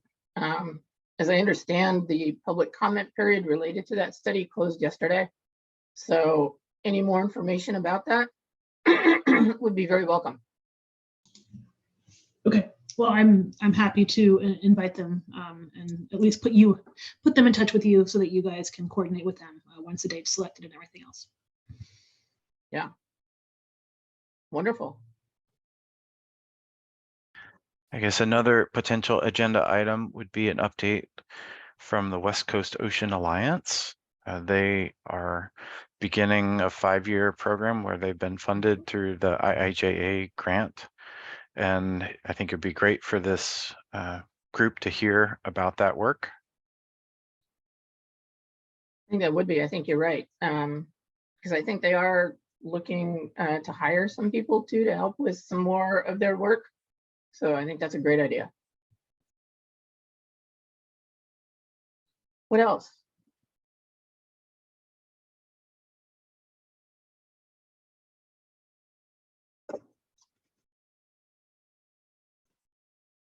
Would we like to have someone, or would we like to ask for someone from the governor's office to talk to us about what they see as important for Oregon's oceans in the future? Can we do that? With the new administration, that might be something we could ask the new natural resources person to talk with us would be great, or give an opportunity for us to talk to them, maybe. Yep. Both ways. Exactly. I like that. Charlie also suggested in the chat potentially legislative updates related to ocean policy. So if there's, a quick roundup of what's happening in the legislature in May. Good idea. In years past, we've had the agencies report on different bills that they're tracking related to ocean policy and management issues. So I think that would be a good item. Okay. Chris has her hand up. Yeah. Okay. Sorry. Yeah, I don't know if it's as relevant for this group, so I'll put the idea out there and individuals can provide feedback on if you'd be interested or not. But I'd be happy to help organize a couple representatives from NOAA to also present on other funding opportunities through the infrastructure funding programs. Most of them have already been out for 1 year, but there will be sort of second rounds of funding primarily related to, I'd say, coastal land acquisition, restoration, fish passage, other habitat restoration type funding opportunities. Again, this is more of a policy group. I don't know that that's as relevant, but if there is interest in hearing directly from the agencies on these new sources of funding and programs, that would also be relevant timing.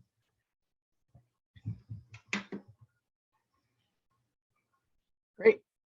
Okay. I'm not sure if when was the last time Ocean Science Trust did an update? I'm not sure if there's the timing for that makes sense in May, but we can look at the website and get back on that and see if there's a need, an update from them. Okay. I think Charlie volunteered to do a presentation on surfing in Oregon. We could add that. Let's see. A lesson, not a presentation, right? And just, that's a lesson. Yeah. Maybe that's our activity that we can do.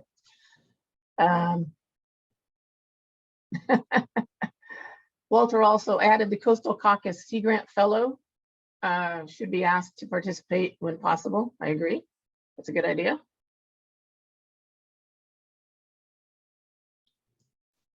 I think we have a pretty packed agenda for May. We do. did also talk as an exec committee about looking at September already for a fall meeting because we know that calendars fill up. There is a Pacific Fishery Management Council meeting, so it seems crazy to talk about the fall already, but we could also think about splitting some of these things, maybe ones that are less pressing. We also discussed the potential for a 2-day meeting if necessary, given the workload we might have around part 4. So just wanted to put those things out there as well for council discussion. Good idea. Yeah, that was my next question to Andy was when our next meeting would be.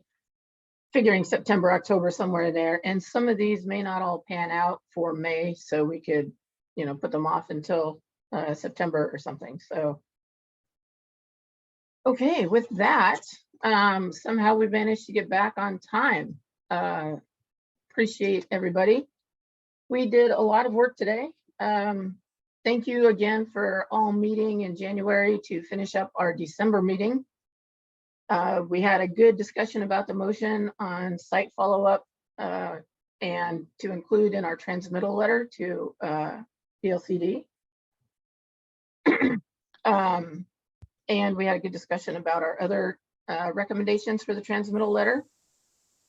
We also approved general consensus about writing a letter to Governor Tina Kotek about funding for these sites. We also heard about ocean acidification and hypoxia outreach, sea otters, and Tara talking about territorial sea plan part 4. So we did an awful lot of work today in a short amount of time. Good discussions. I'm sorry we ran over on time this morning.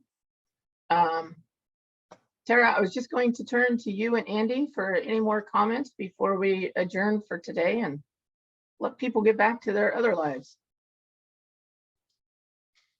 No, I think this was a great discussion. Really enjoyed being able to dig in a little more and take the time to have those discussions. Also sad to see that this could be Charlie's last meeting, but looking forward to those surfing lessons for OPAC members as his new services.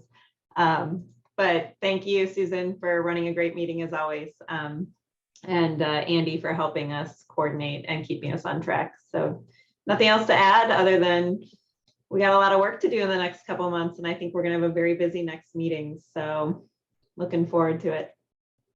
I think we are. Yep. And thank you, Tara and Andy. Yeah, you keep me on track and thank you for catching me up on things that I forget about. So, you know, it's a team effort. You guys are all great to work with. Andy, do you have anything else or anybody? Nope, just thank you everybody for your participation today and your patience as we modified the agenda on the fly. So Thanks. Yep. Everyone. I'm glad we got a lot of work done. Thank you guys so much and have a good rest of your day. Bye-bye.